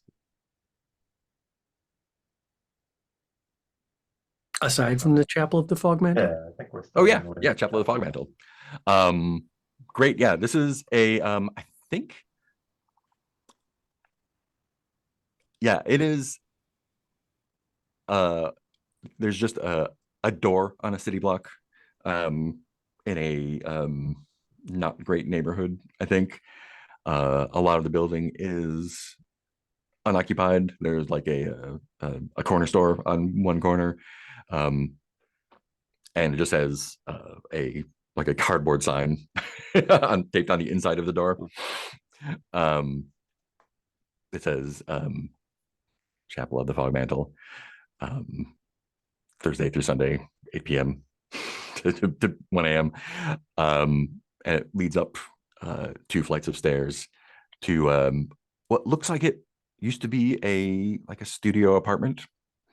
The walls have all been painted black, and it's all been cleared out except for 4 rows of folding chairs, and like a large, like a quarter of the room is covered with like looks like shag carpet that someone pulled out of a dumpster, and there's a small curtained off corner in the back area of it. And pacing back and forth on the stage is brother, kind of like saying lines to himself quietly, and doesn't really notice you as you come in until you make some sort of noise.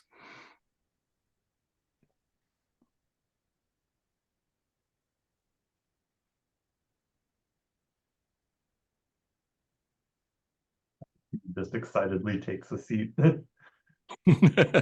I think Looks the around for a program. the movement of the chair is enough. And he turns like, "Oh no, I'm sorry. We don't open until 7."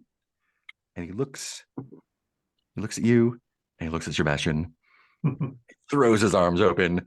His arms look weird, and you're not sure exactly how. But he says, "Brother, Brother, we're here for autographs." oh, you, I should be getting an autograph from you. I heard your broadcast. I don't know who you're talking about. That's Rex Bellringer. I know a skeleton when I hear it. And yeah, as he like pats on the back, his hands are it looks like his hands are like they've been very calloused, like he's been doing like a lot of construction or something, like a very tough hands. And he's got he's got like a big bushy beard. He's still got his flannel on, and he's like, "Yeah, pull up a seat. I save this for concessions usually," and like goes back and rummages around behind the curtain and pulls out like a bottle of schnapps. He says, what brings you to Glottage? It's been so long." Your show, of course. Really?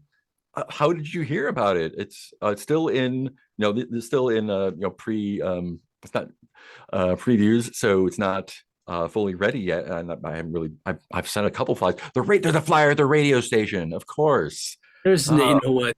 Word about Brother Skeleton gets out quick. It's anticipated.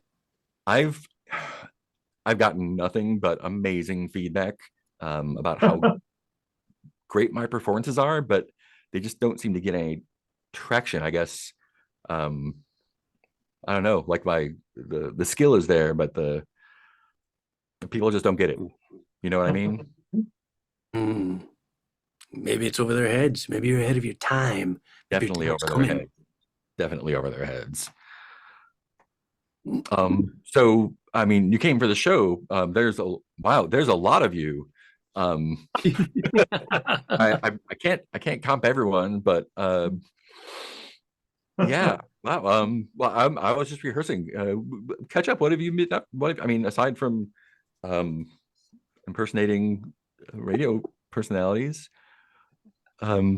Zeph, Hugh, Ren, what's going on? You're new people who I don't recognize. Grover. Who I are with you. Wow, are those your real eyes? Wow.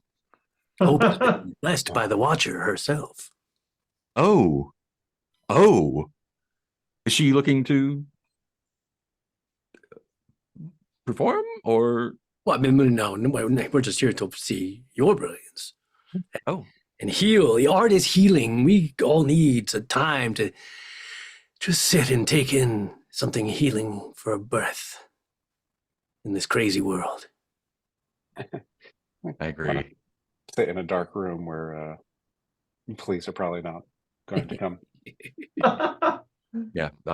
It is unlikely that police will show up here or anyone really. Oh. So you can comp us all. Yeah, I can. How's everyone doing? How's sister and baby? Baby Has grown so much. Baby found a place where baby's very happy, and therefore we let baby choose baby's own path. Oh, Was that great. in Welkin's Vigil? Yeah, yeah. You ever in Wilkins Vigil? Oh, wow. I don't know if I can afford that. I was gonna say, yeah, if you're ever in Welcome's Vigil, don't be there. Yeah, that's I don't know if it sounds like a lot of like retirees and kind of like sitting around looking at the ocean wistfully. It's not really my speed, I don't think. I'd like to go back to the what's the name of the place? The Oh, what Clutch. yeah. Yeah, I'd like to go back to the Clutch sometime, but it just doesn't feel right to leave the city yet. Well, you'll know. You've got a good intuition. I'm sure you feel where your path should take you. Yeah. I mean, I feel like it's right here. So, staying in the moment. After this step, I'll take the next one. But yeah, I don't think my job here is done yet. I feel a purpose that comes from outside of myself, if that makes sense. Like I'm being, like I'm driven to do this. It's not even a choice, really. Hmm. Hmm. Hmm.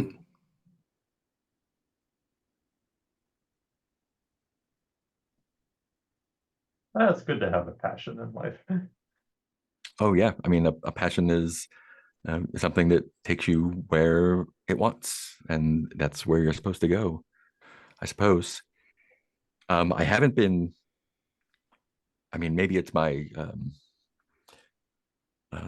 taint of the Dusk Mother. I haven't been approached by the Watcher yet, um, but I hope someday he notices me. How could he not? With such talent that has Exactly, exactly. sparked That's my interest in feeling. everyone. Whether I get an audience or not, as Hmm. if I if I can just catch his attention, I think that'll be enough. But until then, I'm just going to keep working. Many Would you like to thanks. see my new piece? Yeah, of course. Please, be honored. Um, he goes up on stage and kind of like shakes everything off, and it's he just starts making noises very quietly at first, um, and it sounds like it's like the noises are like the sound of something breaking through the earth.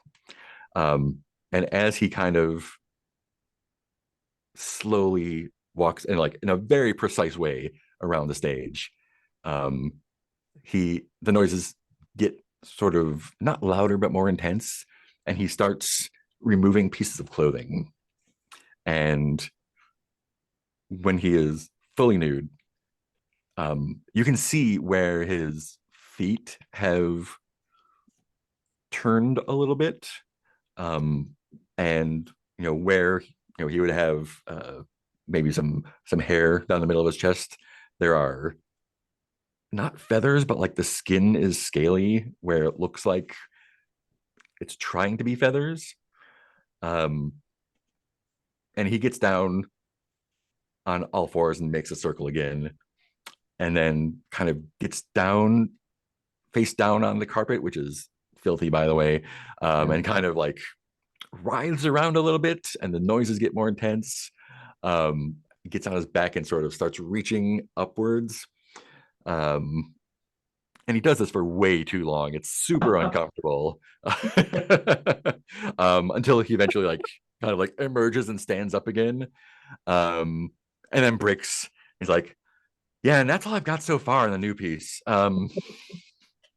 It's coming from a place, right? I'm not sure exactly. I'm interrogating it and kind of exploring it and playing it, and he's still has not dressed yet.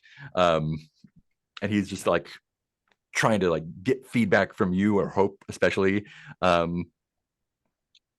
Yeah, it's like, I'm not sure exactly where it's coming from or where it's going, but it's something, right? You see what I'm going for, right? Stunningly original.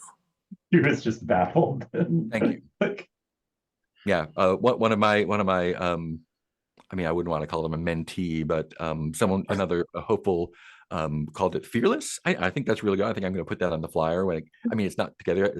I'm definitely not putting it up yet, but yeah, I've got a really good feeling this is going to be the thing that puts me on the map.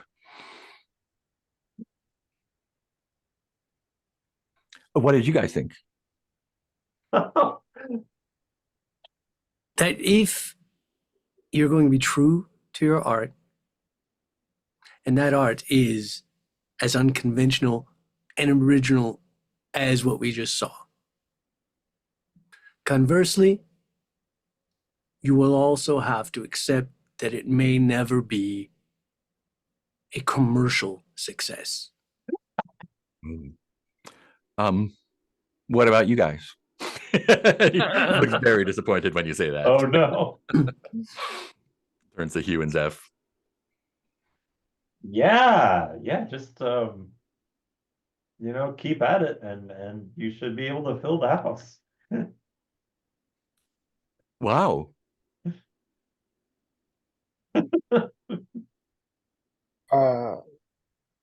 You said you had some concessions. Oh yeah, please help yourself. And he like goes over to the front row, probably where Grover is sitting, baffled. I think Grover had the bottle of schnapps, and he's like, "Oh yeah, here you go. It's no charge for friends of a Oh, skeleton." no, I was thinking more just like, you always need an alternate revenue stream in these things, it seems. I mean, from yeah, what it's a donation based. Yeah, I don't have a liquor license, so I can't really sell anything. And the cops did come down to kind of, I mean, shakedown is, I don't think that's what it was. They just want to make sure that it's a kind of a sketchy neighborhood, so they're just trying to make sure that it's safe for patrons to come here. Oh, yeah. I mean, it's not my field, but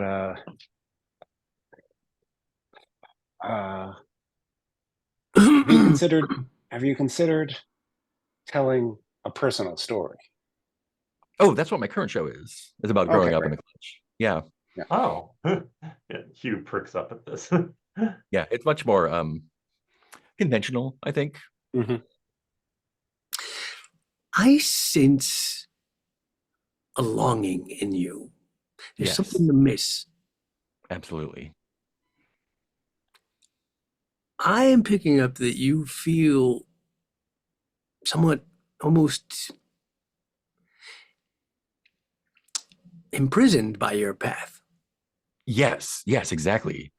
Yes, bound to it. I've never felt a calling this strong before. And I mean, and we lived with a saint, so, or an angel. I'm not sure exactly what it was. Maybe you and I should improvise a scene. Oh, I'd be honored, of course. Hope, would you like to join us? I mean, not a skeleton, but yeah, I'm sorry. This is your vision. You tell me. What is she with you? I mean, no. I mean, she joined me initially as like a mentee, but has since come into quite her own. So great. Yeah. Well, I mean, it's up to would you like to be a part of the scene, Hope? She. Up to you. You don't have to be. It's only willing participants here. And he is acting way too casual for a naked person right now. This scene is probably, I feel like it's a clothed scene. I feel like we'd be, of course. Great. He like bends over and picks up pieces of clothing and slowly puts them on, and gingerly buttons his shirt over his little feather skin. Turns his head around to look at you. A little bit too far. I think as a theater is a good way to work through our feelings, our experiences. We may discover things we don't even know. So, thinking for this scene, I'll portray the Watcher. Oh, No, please understand. I mean, obviously, I could never ever do justice to the Watcher. The Watcher is so many things. He could not be encompassed in a single character. It'd be a very rudimentary human embodiment of. of course. Just want to make that clear that I'm not comparing myself in any way to the Watcher, and I'm not even worthy to. But this is just us here. Just want to make that clear. You will be a new actor on the scene, struggling with his path. Oh, I can do that. Absolutely. Yeah, that's easy for me. That's very close to home. So, I walk to the side of the stage. Let us set the stage. You have just finished a performance of your most recent show. The audience has clapped. The lights have gone down. You return to your dressing room. You sense a presence in the corner. There's a slow clap.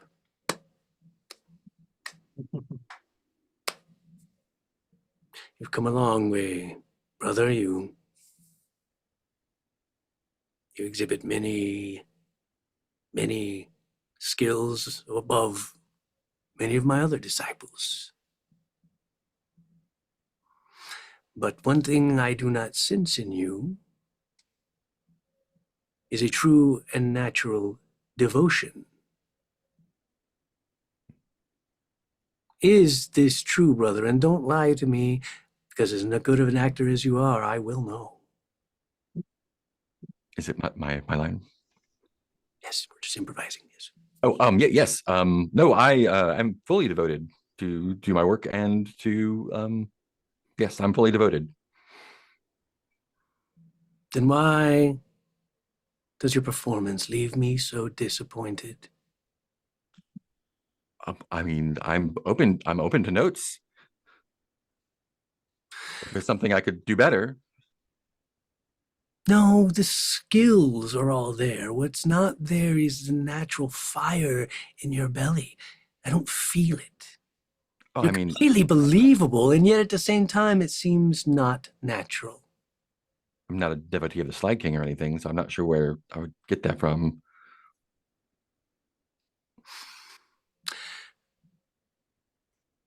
Do you know what the best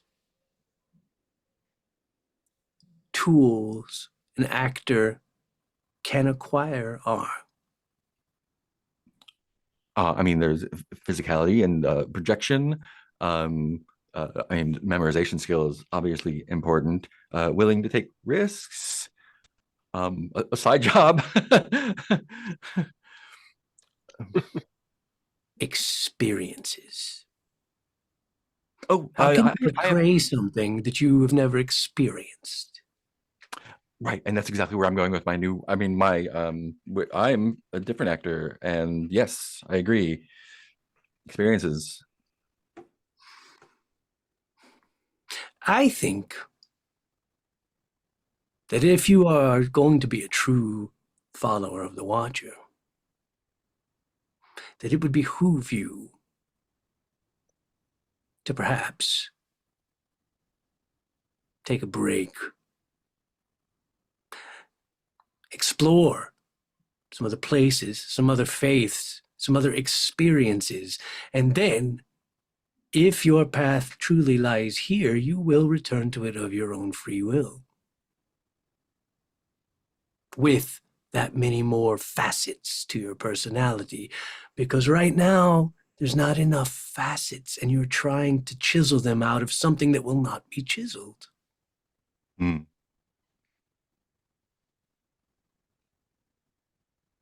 You can't chisel diamond with the edge of your hand.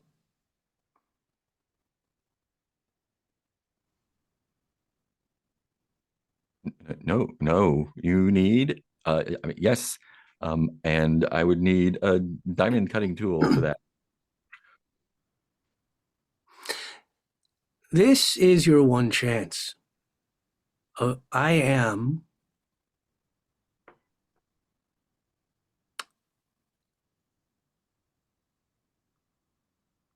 Oh, you're the watcher. You're the watcher. Right. yes. I am releasing you to explore, to go forth, and knowing that there will be no repercussions or ill will on my part, and that should you decide the path of the Watcher is where you belong, you will be accepted back with open arms. But you need other experiences. Let's make a roll with presence.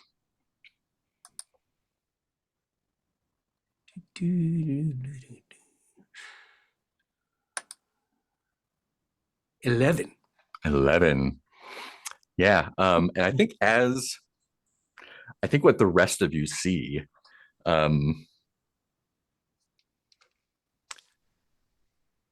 Sebastian kind of fades away a little bit. Almost as if like the room has fallen into shadow or a curtain has been drawn across his part of the stage. And you can begin to see the family resemblance more. Brother with his owl feathers, and Sebastian almost, as he speaks, taking on the aspect of a crow or something. And when he gestures with his hands, you can see like his cloak almost looks like wings. And his voice has changed when he says these lines, almost as if it's coming from everywhere. And as he finishes that line, you see something leave brother, not physically, but like in his bearing. A lack of tension, where not like a burden has been lifted, but it's if he'd been being pulled, and now that pull has been released. And as the scene ends, the lights slowly shift. There's no lights in here, and Sebastian comes into clearer focus, and brother like looks more relaxed, a little dazed, I think, and kind of looks around and is like, and his voice, his clutch accent kind of comes back a little bit. It's like, you're right. I don't know. I may have been wasting my time here with this, but I think. Oh, were you done with the scene? I think. Yes, no, I felt like a natural ending place. It was, Yeah. I don't know. I don't really have a lease to speak of here, so I could just walk away anytime I wanted. and that's a luxury not many people have. Yeah. I mean, I have to give a notice at the coffee shop, but I mean, I guess I could just walk away from there too. My face definitely isn't in the grinding lord, that's for sure. But yeah, I think the watcher is right. I think I need to get out, see the world a little bit more. There's a lot of things that I'm sure you've seen. I can definitely see in your face the lines of experience. I mean, it's you can fix it with makeup, I'm sure, but My toolbox is plentiful. I think you're right. And, no one's going to show up tonight. I was going to lock the door. And you got any suggestions on which direction to go? I hear a whole bunch of people going to take down. Yeah, I hear a whole bunch of people going to burn down Biased right now. What? They're going to get fucking killed. Why would they do that? Oh, Biased is horrible. I heard on the Rex Bellringer show. That was you. I heard you say. I know. You heard it too. You know why. With Jack Hawkwind. Oh, that was real? Yeah, that wasn't just all made. That was. No, that's actually happening. This was all true. Oh, I just our way of getting the truth out there. For the comedy. I mean, if there's no aliens, what even is that? Yeah. Oh wow. Yeah. I think most people just listen to him for the laughs. He's a crackpot, but he's a very creative one. I thought you were just putting people on. Wow. Oh no, Oh, that's true. that is true. Maybe that's your path, social justice warrior. Oh. You can lead the people to take down bias, or whatever you want. I don't have nothing against the government for sure. I mean, they left us alone in the clutch, but I think you know God is just such a weird place. It's like it's like a forest, but it's dead in a way. And people come here from all over the peninsula trying to seek their fortunes, I guess. And I guess I'm no different. And the stories I hear, no one's really satisfied with where they came from, and no one's really satisfied when they get here. Maybe maybe things are different in the Straits. Maybe I head north. Won't know till you see it. Yeah, won't know till I see it. Hey, heading north took me this far, so I may as well continue on. I ain't got proper citizenship or anything from growing up in the clutch, so I got no papers, but they'll let me through, I'm sure. Keep in touch. Drop a postcard to this address every now and then. I like to come back to this place periodically. Oh yeah, I mean, there's no lease on the place, and I don't think anyone else is picking it up, so it's all yours if you want to use it for an occasional sit down. I'd love to keep up with your adventures. Well, I'll keep my ear on the radio. See how you're doing. That's a good show you got put on there. There's a lot of details. I think, yeah, it's very very entertaining. Well, I mean, there's not much here to clean up. You look like you've been nursing that bottle for a while, so you just hang on to it. I guess I'm just gonna head out. Good journeys to you. And if should you ever return to the path of the Watcher, stage would welcome you back because you had a natural talent, boy. Yeah, I don't know about that. I never felt right, But hey, if you don't, just more room for those of us with the true passion. You got that right. And you miss. I got my eye on you. You're gonna be something. You stick with this guy. He's all right. Skeleton will never tell you wrong. That's for sure. I mean, cousin did a little bit, but no, I like to think about him. He's creepy. Well, I'm off. Gives you a hug goodbye. Get him clomp down the steps. Journeys, brother. He's not wearing shoes. You might think about some shoes. They're uncomfortable. All right, well, it's your feet. You ain't my ma.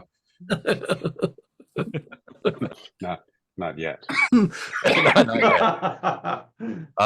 Would you like to clear a condition, unmark an item from your altar, or discover a clue related to the weather? Get rid of.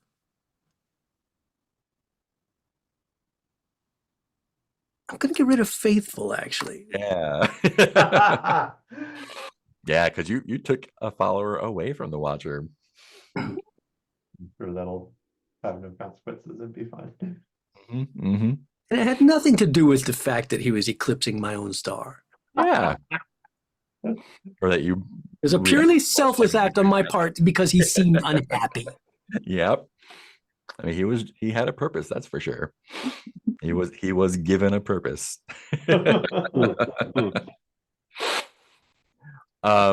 Me doing good deeds like I always do.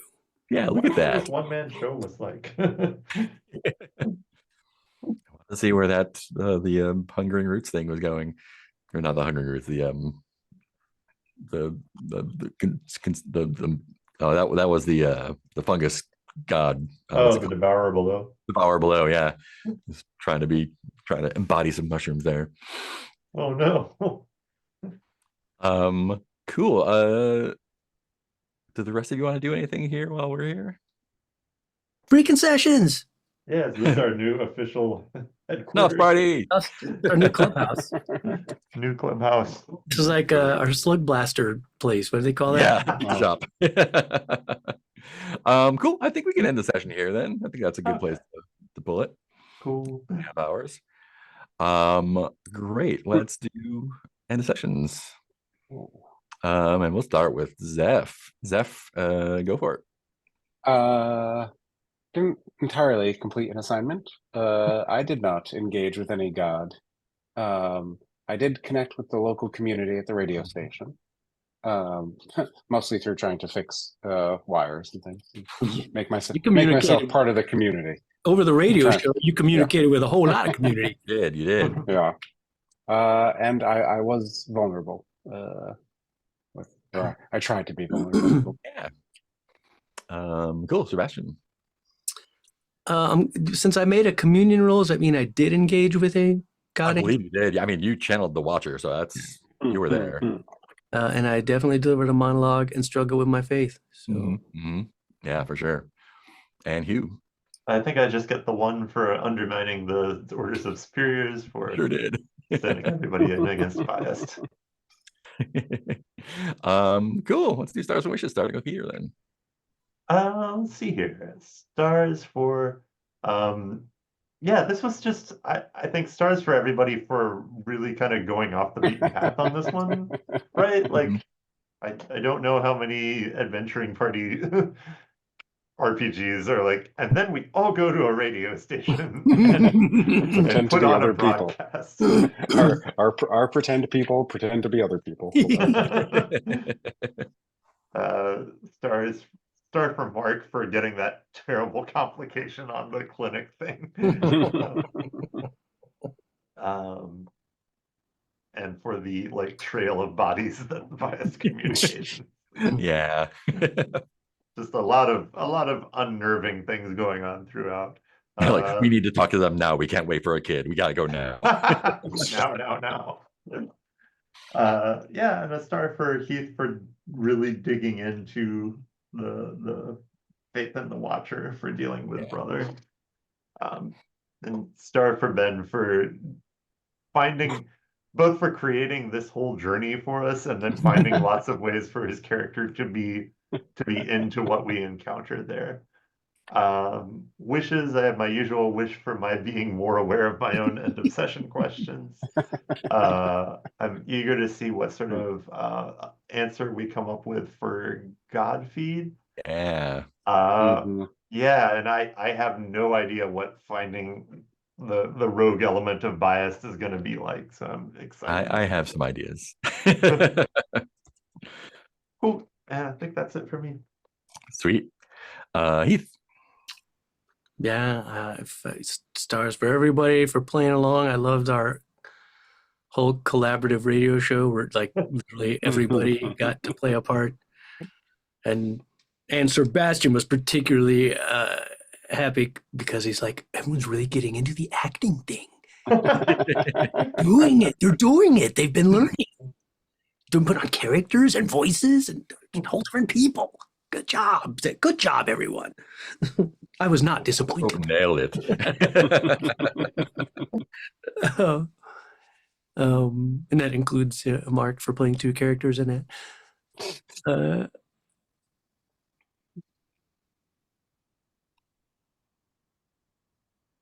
it was a cool twist to have brother at the fog mantle. That was just a fun little. Yeah, I forgot all about that. Sort of resolution to that, which I didn't see coming.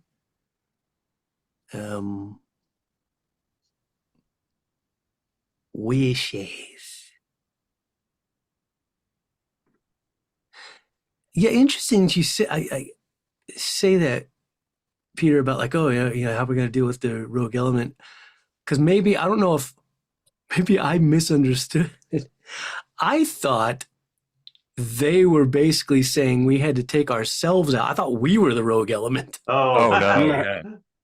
I'm sure that they have many teams like you, or several teams like you, and I'm sure they don't all work out. I'm sure everyone doesn't work out at some point. That was interesting. So I was like, wait, are they saying we have to take ourselves out? Which would also be an interesting twist. But to get around that.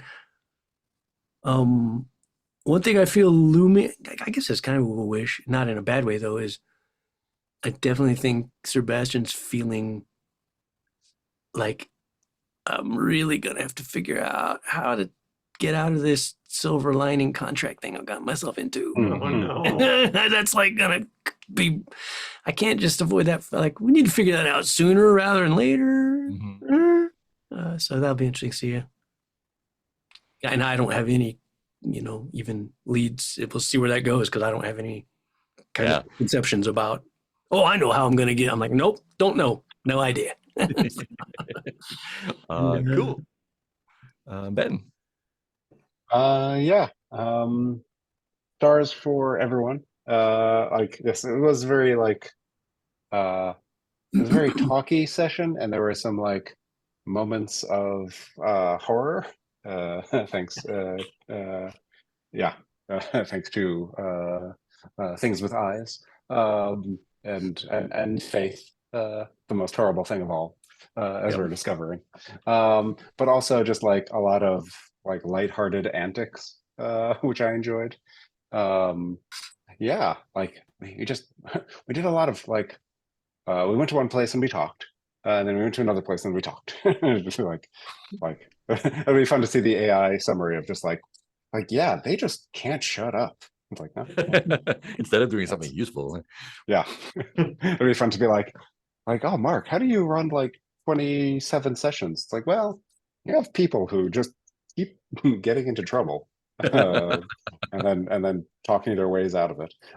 Yes, so stars for everyone with that. Stars for like solving but not solving any of our issues, or adding more to the story there. Yeah, wishes. I am very curious, like how. I'm curious how any of this resolves. Like we have God feed, we have enough clues, right? We need to have a discussion about that at some point. And then there's the Institute. We only have a few clues for the Institute. Oh, you get clues for the Institute. But we haven't you didn't play the Between Underwood, right? No. So the way the sort of like end game works is that there's a big conspiracy at the end. You slowly uncover, and then when all the other assignments or missions or mysteries or whatever are over, then that becomes a new assignment. So that I need to make up at some point before you get to it. So yeah, and so that'll be like the last assignment that you do, and there'll be a new set of clues and all that stuff.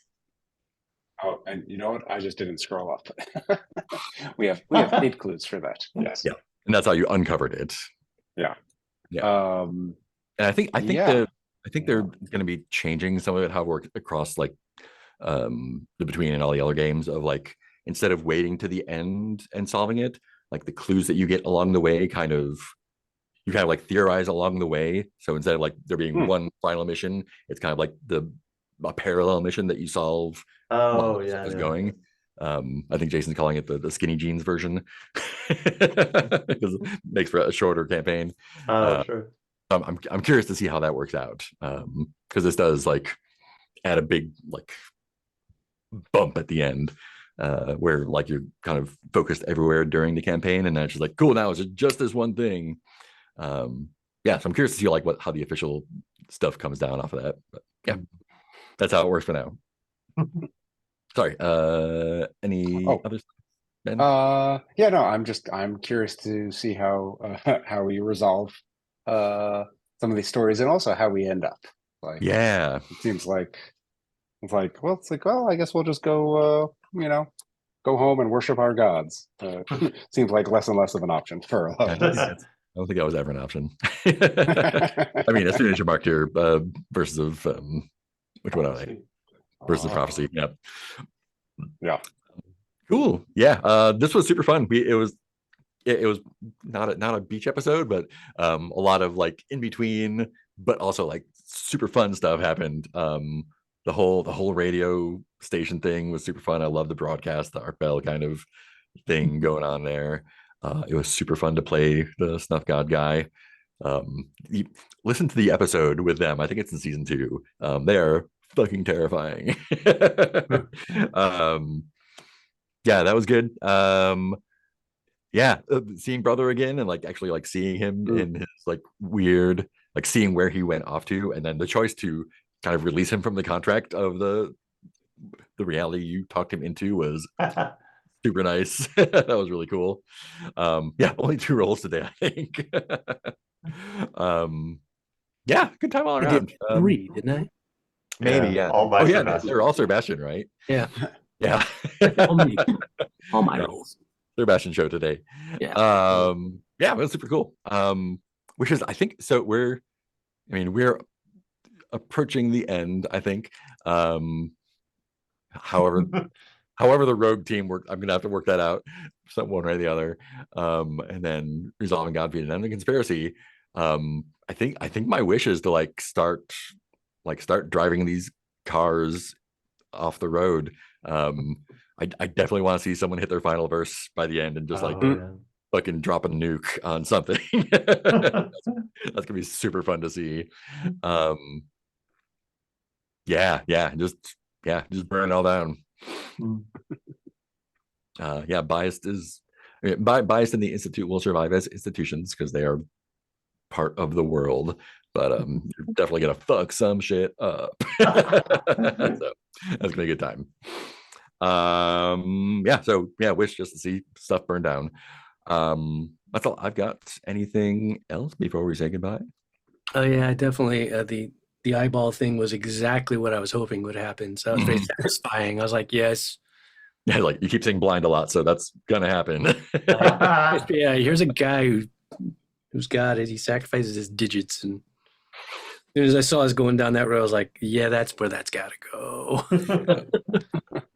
Yep. You're like, he's got a knife in that cane. I know he does. Oh yeah, he does. Great. Cool. Anything else? I think that's it. All right. We'll see you all next time then. Goodbye, the internet. Bye, the internet.